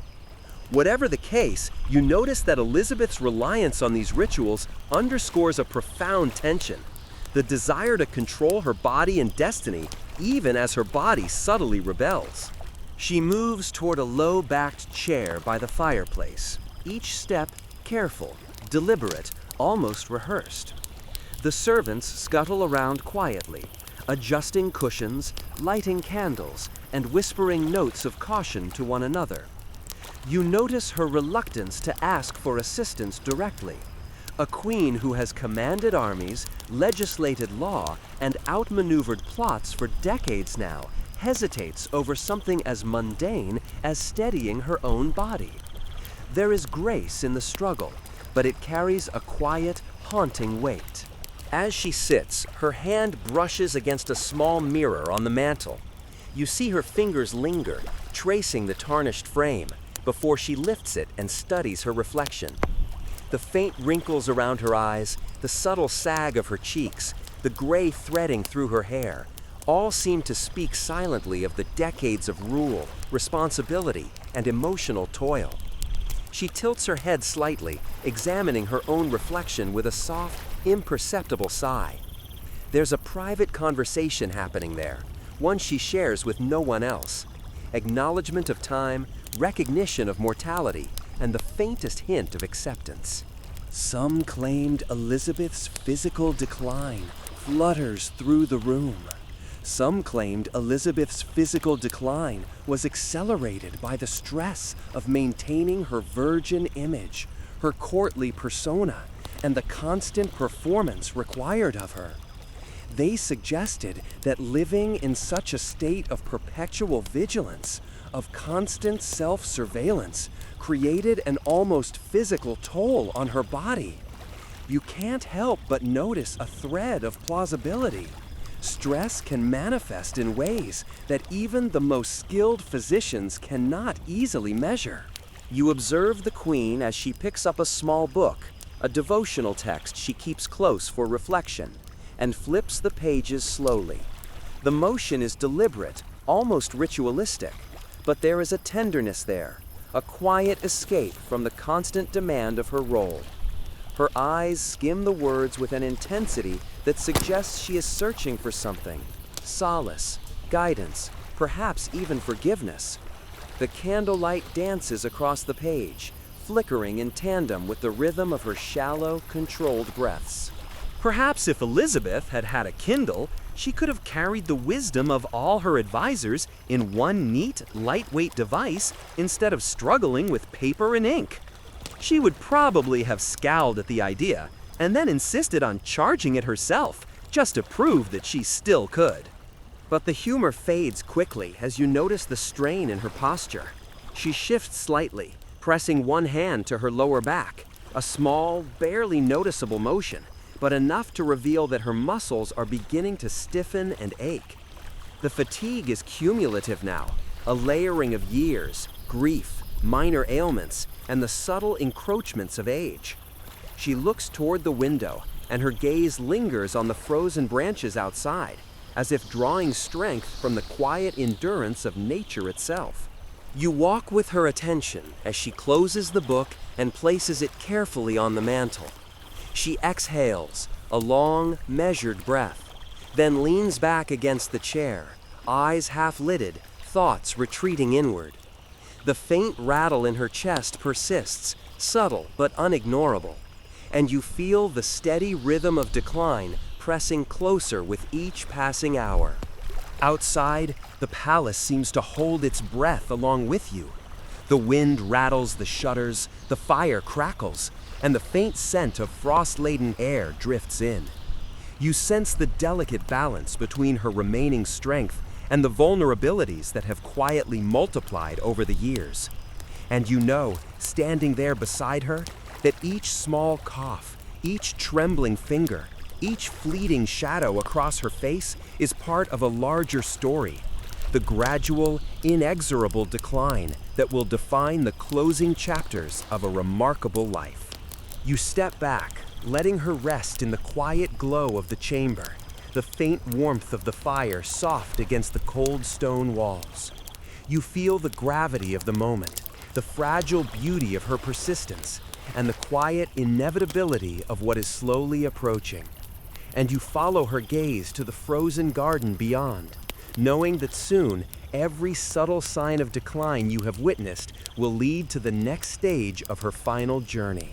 You walk behind Elizabeth as she makes her way to one of the smaller, private chambers tucked away in the northern wing of the palace.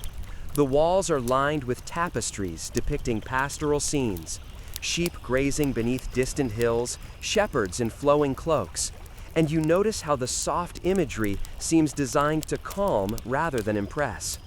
She moves slowly, carefully, a hand grazing the wall for balance, eyes tracing the muted patterns as if drawing reassurance from their order.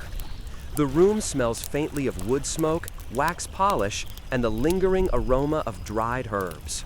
It is a private refuge, one that few visitors are allowed to enter, and you sense that in this space she permits herself a different rhythm, one less dictated by ceremony and more by need. A mainstream historical fact enters quietly. In her final years, Elizabeth increasingly favored private spaces where she could manage her own comfort and routine, avoiding the long ceremonial processions and public appearances that had dominated her earlier reign. Observers remarked that she spent hours in quiet contemplation, reading, writing letters, or simply watching the play of light through the windows. These private moments became more crucial as her physical health waned and her body demanded rest she could not openly acknowledge in court. You watch her settle into a cushioned chair by the window, legs crossed carefully, hands resting lightly on her lap. Her breathing is shallow, deliberate, and occasionally interrupted by a small cough that she stifles with a gloved hand. The faint rasp in her chest is unsettling, not dramatic, but insistent, the kind of sound that gradually etches itself into the consciousness of anyone nearby. You note the subtle pallor of her skin, the way the color seems drawn away from her cheeks in soft waves, leaving her appearance both serene and fragile. A quirky detail floats past your awareness. Some chroniclers reported that Elizabeth carried small scented pouches filled with lavender and rosemary, which she would press occasionally to her nose during periods of fatigue or tension. The fragrances were believed to soothe both mind and body, a kind of aromatherapy centuries ahead of its time. You imagine her leaning slightly forward, pressing a pouch to her face, inhaling deeply, and allowing herself a tiny sigh of relief, a secret comfort in an otherwise controlled existence. Historians still argue whether these rituals had measurable health benefits or were purely psychological. The point, it seems, is that Elizabeth's awareness of her own frailty led her to develop small strategies for self-care, even if the methods were unconventional.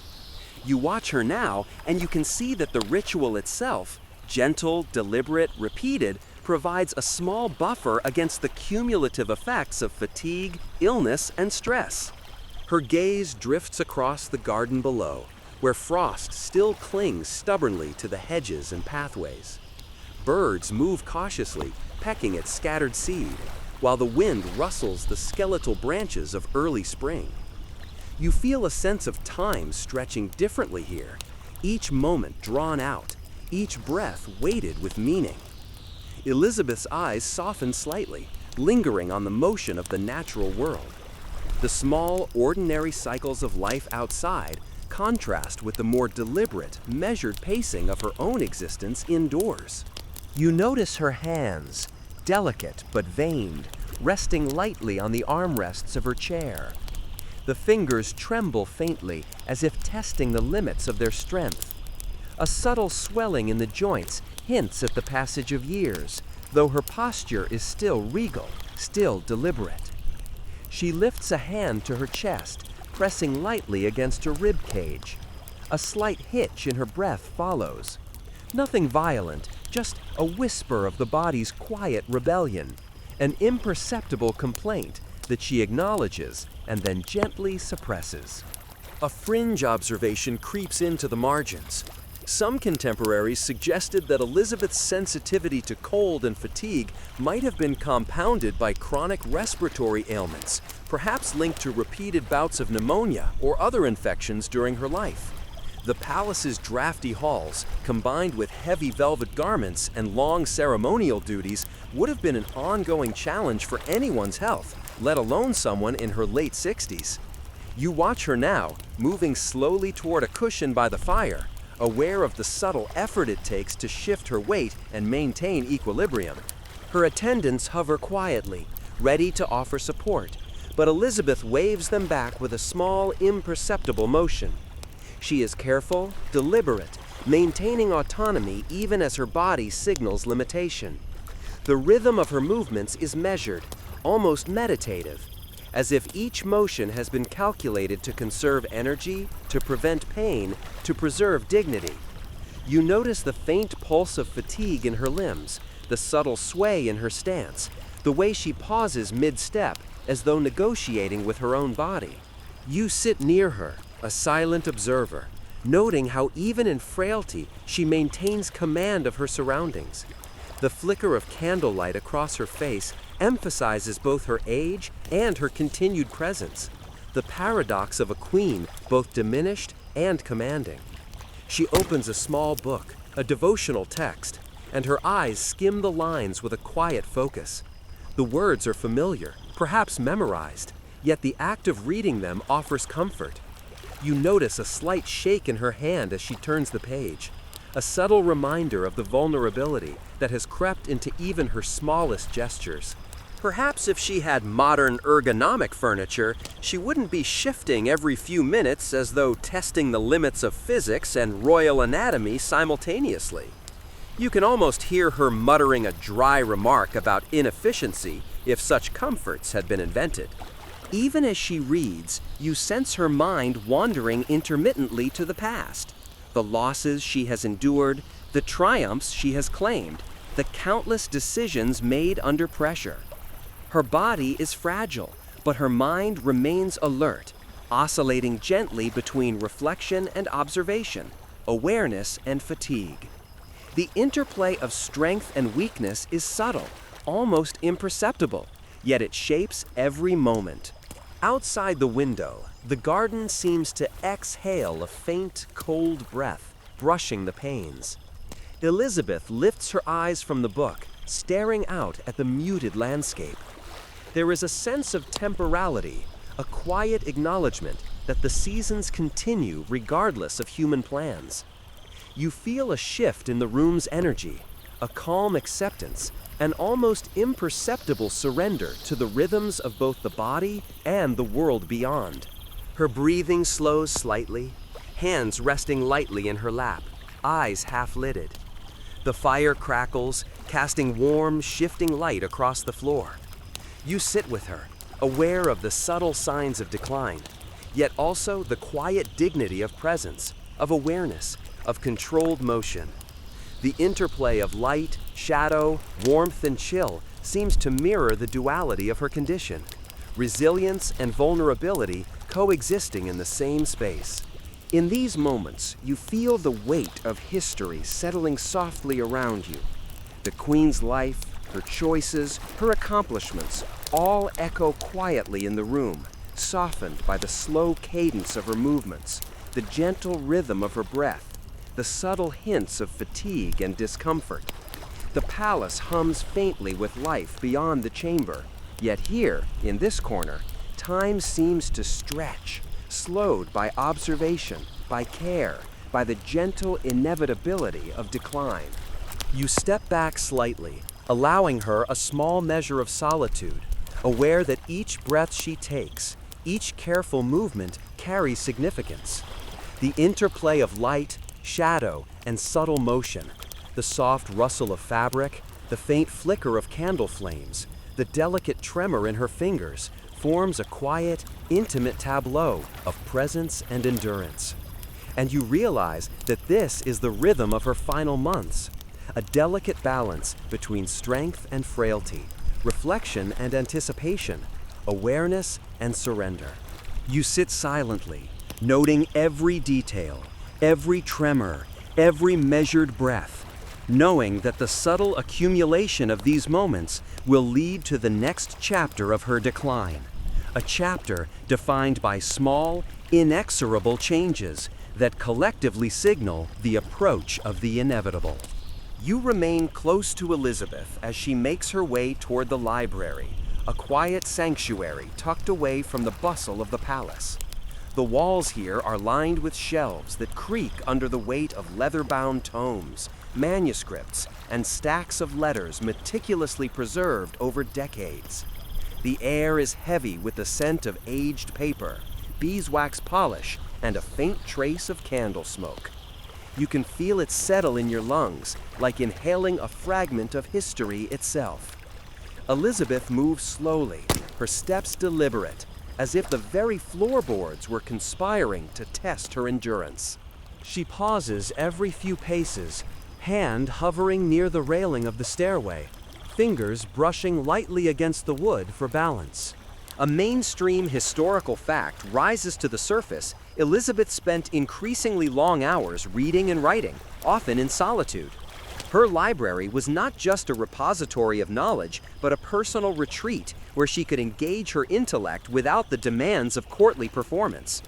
She was known to correspond extensively with diplomats, advisors, and scholars, maintaining a mental agility that belied her weakening body. Even when fatigued or unwell, her mind remained sharp, an island of clarity amid the slow encroachment of decline. You notice the subtle tension in her movements. The muscles in her legs and back are tight. There's a stiffness that makes her shifts appear careful, almost choreographed. Each breath is measured, controlled, a soft rhythm that you notice even more because you are attuned to it now. Her lips press together briefly, a small but persistent habit when she's exerting herself beyond comfort. The strain is quiet, yet unmistakable.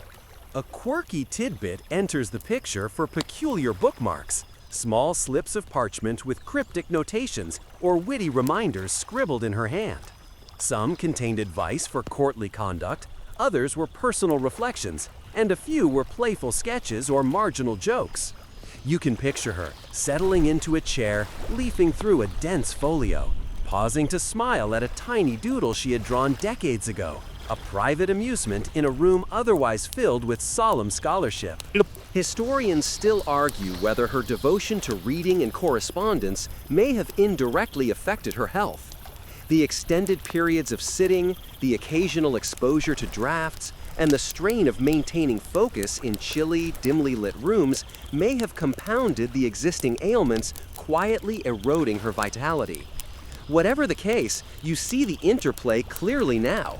Her body slowing, her energy fading, yet her mind refusing to relent, insisting on engagement even when the cost is fatigue and discomfort. She sits at a heavy wooden desk, placing a small stack of letters before her. Her fingers tremble slightly as she adjusts the parchment, curling the edges with care. The trembling is subtle, almost imperceptible if you are not watching closely. Yet it is part of a pattern, a collection of small, quiet signs that point toward the larger story of her decline. She lifts a quill and begins to write, the motion slow and deliberate, fingers flexing to maintain grip. The ink flows steadily, though her hand shakes ever so slightly with the effort. You watch as she pauses, staring at the words on the page. There is a hint of fatigue in her expression, a shadow that passes over her eyes for a heartbeat.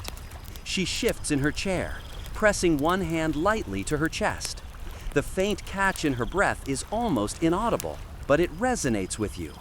It's a small, human sound in a life otherwise defined by control and precision. A fringe observation crosses your mind. Some contemporaries noted that Elizabeth would sometimes become so engrossed in writing or reading that she lost track of time, sitting in one posture for hours. The physical strain of such focused attention, combined with existing age-related ailments, may have contributed to muscular discomfort, stiffness, and fatigue. You can imagine the tiny, cumulative toll of these prolonged sessions, the slow wearing down of a body unwilling to concede to its limits. The attendants hover quietly, placing a small cushion beneath her arm or offering a gentle reminder to rest. She waves them off, insisting she is fine, though you can see the subtle tension in her shoulders.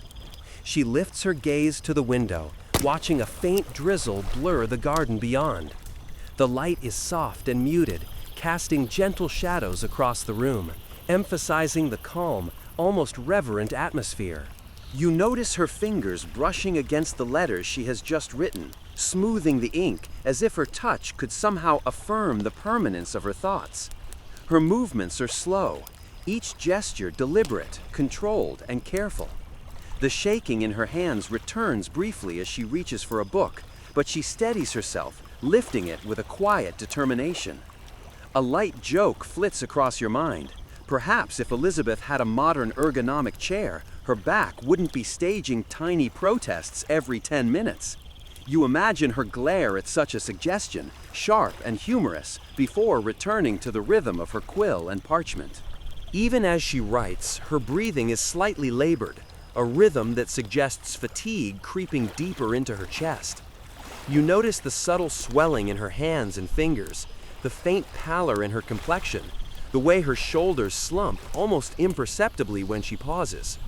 Each detail is small, almost trivial on its own, but together they form a pattern, a body gradually yielding to age and infirmity, even as the mind remains fiercely engaged. The room is quiet, save for the occasional scratch of quill against paper and the soft hiss of the fire in the hearth. Elizabeth tilts her head back slightly, eyes closing briefly as she inhales, then exhales slowly. There is a small tremor in her hands, a soft catch in her breath, and yet she resumes writing with steady determination.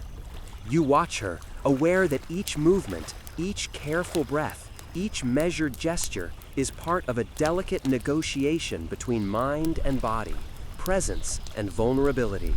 Outside, the garden is muted under the soft drizzle, the branches glistening with rain. The palace walls seem to absorb the quiet, wrapping the space in a gentle, almost protective hush. Elizabeth continues her work, fingers flexing gently over the parchment, quill in hand, mind fully engaged even as her body subtly protests. You remain nearby, a silent witness to the interplay of intellect and fragility, strength and quiet decline, aware that the moments you observe here are part of the intimate choreography of her final months. And as you step back slightly, allowing her a small measure of solitude, you feel the rhythm of her body and mind, the slow, deliberate cadence of effort, rest, and reflection, folding gently into the quiet, steady pulse of history itself. You follow Elizabeth from the library to her private sitting room, a modest space by comparison with the grand halls she once commanded with sweeping authority. The walls here are lined with embroidered tapestries and framed miniature portraits of ancestors, their faces caught in expressions of quiet dignity or faint amusement. The air is warmer than the corridors, infused with the faint scent of burning wood, lavender, and the subtle musk of aged velvet. She moves slowly, each step deliberate, a gentle sway in her posture, betraying the small fatigue she refuses to acknowledge aloud. By the early months of 1603, Elizabeth's frailty had become noticeable even to casual observers, and courtiers often remarked on her slow gait, her intermittent cough, and the slight swelling in her legs. These were subtle signs, almost imperceptible in the midst of her decades-long presence, but for those attuned to her rhythms, they signaled the gradual decline that would mark her final days. You notice it in her hands resting lightly on the railing of a chair as she navigates the room, fingers brushing against the polished wood to steady herself. The subtle tension in her body is accentuated by the long layers of gown and heavy jewelry she still wears, a demonstration of ritual and formality even in private. Each movement is measured, a careful negotiation between comfort and dignity. You see her press one hand lightly against her chest as she pauses near a window, catching her breath in the soft, dim light. The faint rattle in her lungs is almost imperceptible, but it resonates through the quiet room. A quirky tidbit emerges, small, inconspicuous treats during the day. Dried fruits, sugared almonds, and occasionally candied flowers. These snacks were meant to fortify her energy, but also offered a tiny comfort, a private indulgence in an otherwise rigid schedule. You imagine her lifting a small container to her lips, savoring the sweetness, allowing herself a brief smile that no one else sees. A private pleasure that speaks to her humanity amidst the grandeur of royalty. Historians still argue whether her final illness was exacerbated by dietary habits, reliance on herbal tonics, or the cumulative effect of decades of rigorous courtly performance. Some suggest that her careful management of food and drink was intended more to maintain appearances than address nutritional needs, creating a subtle imbalance that may have weakened her over time. You observe her now, and the signs of fatigue are clear. A slight pallor, a tremor in her hands, shallow breaths. Yet her mind remains alert, navigating the room with awareness and intent. She settles into a high-backed chair near the fireplace, placing a cushion beneath her legs. The fire crackles softly, casting long, wavering shadows across the floor. Elizabeth leans back, closing her eyes briefly as if drawing strength from the warmth. You notice the subtle tremor in her shoulders as she exhales slowly, a gentle surrender to comfort in the midst of enduring discomfort. Her hands rest lightly on her lap, fingers flexing involuntarily. The motion is almost imperceptible, yet it speaks volumes about the quiet negotiation between will and physical limitation. A fringe observation drifts into your mind. Some contemporaries believed Elizabeth was sensitive to fluctuations in temperature, which they associated with humors being unbalanced.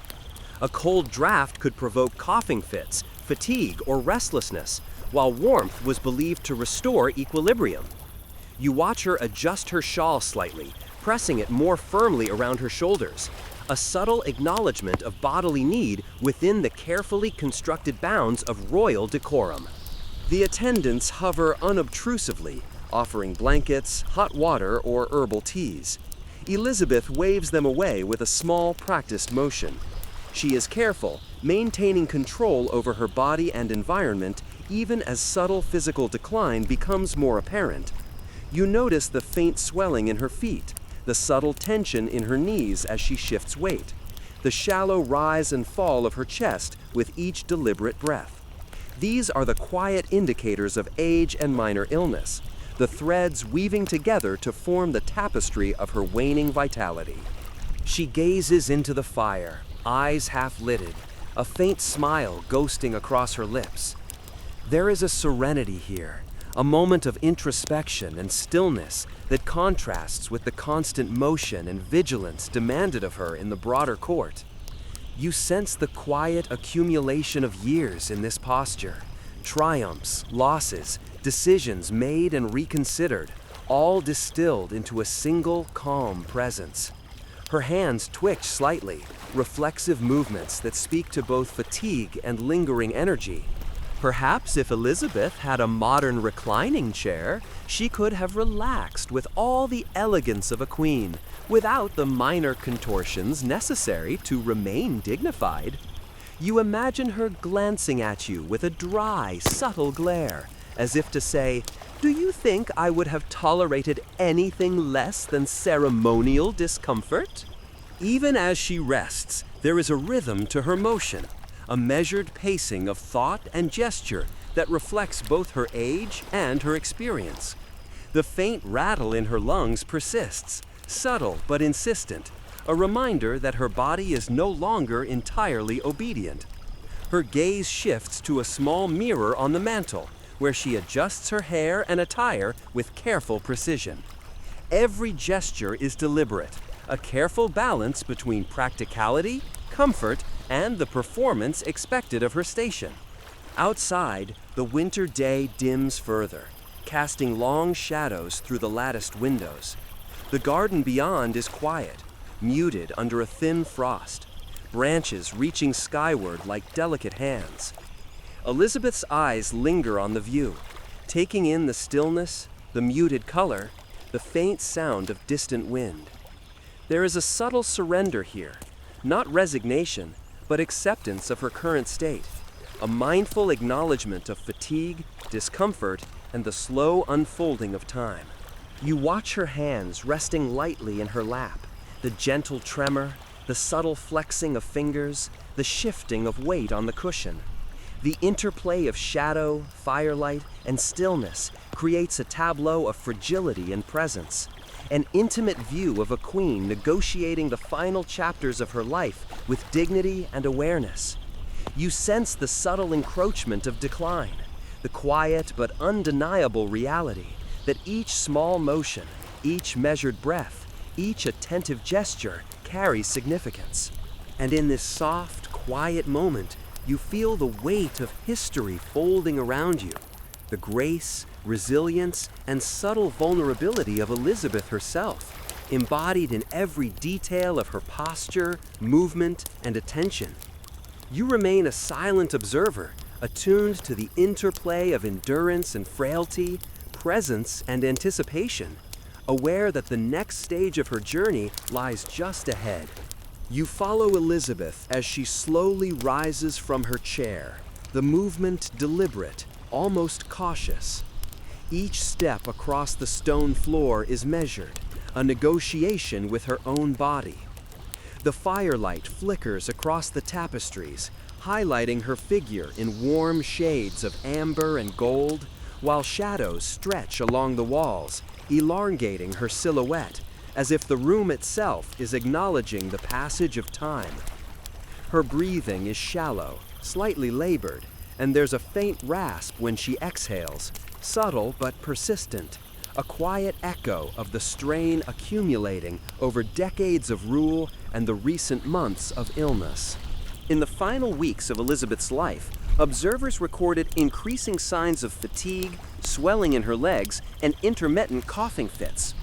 The descriptions suggested decline that was gradual but unmistakable, a quiet erosion of stamina that she, in characteristic fashion, did not allow to interrupt the dignity and composure of her daily routine.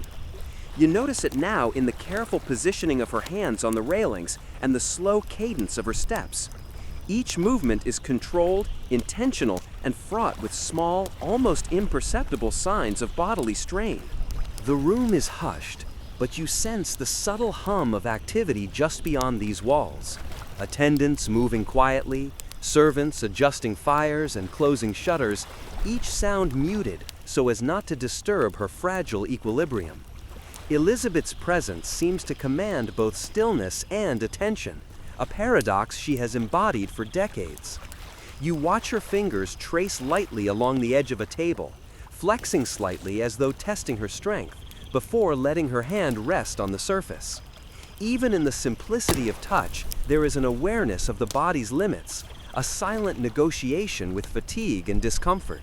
A quirky detail drifts into your mind. Some courtiers noted that she had a peculiar habit of checking the positions of objects in her private chambers multiple times a day, as if ensuring that every book, chair, or cushion was exactly where it should be. It may have been a subtle control mechanism, a way to assert order in a world increasingly affected by the unpredictability of age and illness. You can imagine her lifting a cushion, adjusting it, then stepping back to assess her work with the faintest nod of approval, a quiet triumph in an otherwise taxing day. Historians still argue whether this behavior was a manifestation of early-stage cognitive fatigue, obsessive attention to detail, or merely a continuation of a lifelong pattern of meticulous oversight. Regardless, you notice now that these small rituals seem to provide her with a sense of control and reassurance, tiny anchors against the slow tide of physical decline. She moves to a window, resting her hands lightly on the sill, eyes scanning the frost-tipped garden below. The muted light of a late winter afternoon filters through, casting a soft glow across her pale, determined face. Her breathing deepens slightly as she shifts weight from one foot to the other, pressing lightly against the window frame for support. You can hear a faint, rhythmic rattle in her chest, almost like a whisper beneath her words. It is subtle but insistent, a quiet reminder that her body no longer fully obeys the will she exerts over it. A light joke comes to mind. Perhaps if Elizabeth had access to a modern humidifier, her lungs might have been spared this gentle but persistent irritation. You imagine her rolling her eyes at the thought, muttering a dry comment about convenience and modern decadence. She turns from the window and walks toward a small writing desk, her movements careful, deliberate. The muscles in her legs and back are taut with effort. Each shift of weight a small negotiation between strength and fatigue. She lifts a quill, fingers trembling faintly, and resumes writing a letter, though her posture hints at the underlying strain. You notice the subtle flexing of her fingers, the small tremor, and the controlled exhalation that accompanies each line she pens. The quiet labor of writing becomes a meditation, a small act of agency in a body gradually constrained by age and infirmity. A fringe observation emerges. Some contemporaries believed that Elizabeth's health was subtly undermined by long-standing reliance on herbal remedies and mineral tonics, which may have offered psychological comfort but potentially introduced cumulative physical stress. You watch her dip the quill into ink, and the movement feels both purposeful and measured, a reflection of decades spent managing every aspect of her life with precision. The attendants hover quietly, offering a fresh inkwell or repositioning a cushion, yet she waves them away with a faint, imperceptible gesture. She maintains control over her environment, balancing comfort and dignity, even as subtle signs of decline become more evident. You notice the pallor in her cheeks, the slight swelling in her joints, the shallow rise and fall of her chest. Each detail is small but significant, a record of the body gradually yielding to the quiet inevitability of aging.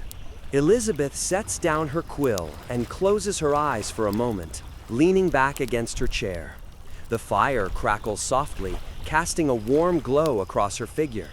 She breathes in slowly, then exhales with a faint catch, the subtle rasp lingering in the quiet room. Outside, the muted gray of winter light filters through, blending with the soft shadows inside, creating a contemplative, almost ethereal atmosphere. You sense the delicate balance between her remaining strength and the vulnerability imposed by time and illness. If only she had a reclining chair and a hot cup of cocoa, perhaps history would have recorded fewer small tremors and a bit more comfort.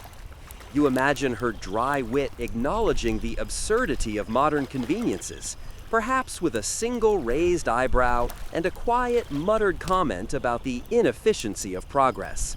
Even in rest, her body communicates a quiet story, the slow accumulation of effort, the careful management of each motion, and the interplay of strength and fatigue. You observe her hands resting lightly on her lap, fingers twitching subtly, the faint rattle of her breath, and the gentle shifting of weight in the chair. The interplay of light, warmth, and shadow emphasizes both the dignity and fragility of her presence. You step back slightly, letting her settle, aware that each careful gesture, measured breath, and subtle movement is part of a larger narrative, the quiet, inexorable approach of the final stage of her life. The room holds its breath along with you, the flickering fire and muted winter light wrapping the space in a hushed, contemplative stillness. Elizabeth remains seated, poised between endurance and vulnerability, her presence a delicate balance of strength, ritual, and the subtle encroachment of time. You follow Elizabeth one last time as she moves toward her private chamber, the familiar rhythm of her steps slower, more deliberate, as if each footfall requires negotiation with both fatigue and determination. The fire in the hearth crackles softly, casting a warm golden light across the stone floors, tapestries, and furniture. The chill of the palace corridors has finally faded behind her, replaced by a gentle, subdued warmth that seems to hug the edges of the room. She pauses for a moment, hands resting lightly on a small wooden table, her fingers tracing the grain as if drawing strength from its stability. Each exhale carries a faint rasp, a quiet echo of the persistent strain in her chest. A mainstream historical fact quietly asserts itself. In the final days of Elizabeth's life, she exhibited clear signs of frailty, including swelling in the legs, labored breathing, and periods of extreme fatigue. These were observed not only by physicians and attendants, but by visitors who noted her quiet dignity and unwavering composure despite the obvious decline. You notice it now, in the measured pacing of her movements, the careful positioning of her hands, and the subtle effort required to maintain her posture. Every gesture is deliberate, intentional, and filled with the quiet strength that has defined her entire reign. The air in the chamber carries a faint aroma of lavender and dried herbs, a comforting presence meant to soothe both body and mind. Elizabeth's attendants hover quietly, offering a blanket or a small sip of spiced wine, yet she waves them away with a gentle, practiced motion. Even in the face of mounting weakness, she maintains authority over her environment, asserting control through the smallest gestures. You see the subtle tremor in her fingers as she lifts a small book from the table, turning its pages slowly, deliberately, drawing a momentary sense of comfort from familiar words. A quirky detail drifts into your mind for perfumed sachets, often placing them near her pillow or clothing. Some were made from lavender, rosemary, or even rose petals, believed to bring calm and clarity. You imagine her inhaling the faint fragrance, allowing herself a brief, private moment of relief in the midst of persistent fatigue. It is a small human indulgence, a quiet rebellion against the constraints imposed by her declining strength. Historians still argue whether Elizabeth's final decline was primarily due to natural aging, chronic illness, or the cumulative effects of long-term physical strain and dietary habits. Some suggest that her reliance on herbal remedies and mineral tonics may have been a double-edged sword, providing comfort while subtly exacerbating certain conditions. Others emphasize the impact of years of stress, long hours of council work, and the constant maintenance of royal presence. Whatever the case, you observe the delicate interplay of mind and body, resilience and vulnerability in every motion she makes. She settles into a cushioned chair near the hearth, adjusting her posture carefully. The faint rattle in her chest persists, subtle yet unmistakable, as she lifts her hands and flexes her fingers. Each breath seems a negotiation, slow and deliberate, as if coaxing her body to continue cooperating. You notice the subtle pallor of her skin, the slight swelling in her joints, and the quiet tension in her shoulders. These are the signs of accumulated wear, the delicate markers of a life fully lived, yet inexorably approaching its conclusion. A fringe observation comes to mind. Some contemporaries believed that Elizabeth's health was vulnerable to changes in weather, with damp, cold conditions provoking fatigue or respiratory distress. You notice her pressing her hands lightly against the warmth of the fire, drawing comfort from the heat, as if consciously countering the subtle assaults of the world outside. There is a quiet dignity in the act, a mindful attention to survival and comfort, even in the face of impermanence. She reaches for a small devotional text, running her fingers over the worn leather cover before opening it. Her eyes move slowly across the familiar words, a soft focus that suggests both reflection and meditation. The room is hushed, save for the crackling fire and the occasional creak of the wooden floorboards. Elizabeth leans back in her chair, closing her eyes briefly, her body shifting slightly as she exhales, the faint rasp lingering. The space around her seems to breathe with her, an intimate rhythm of presence, vulnerability, and enduring dignity. Perhaps if Elizabeth had modern central heating and a reclining chair, the subtle tremors and labored breaths would have been less dramatic. But she would likely have scorned such conveniences as indulgences unworthy of a monarch. You can imagine her dry remark, whispered almost to herself, about the inefficiency of modern comfort. Her gaze drifts to the window, observing the muted winter garden beyond. The skeletal branches of trees sway gently in the breeze, frost glinting in the faint light, and a single bird hops cautiously along a stone path. There is a quiet acceptance in the way she observes the world outside, a recognition of cycles, continuity, and impermanence.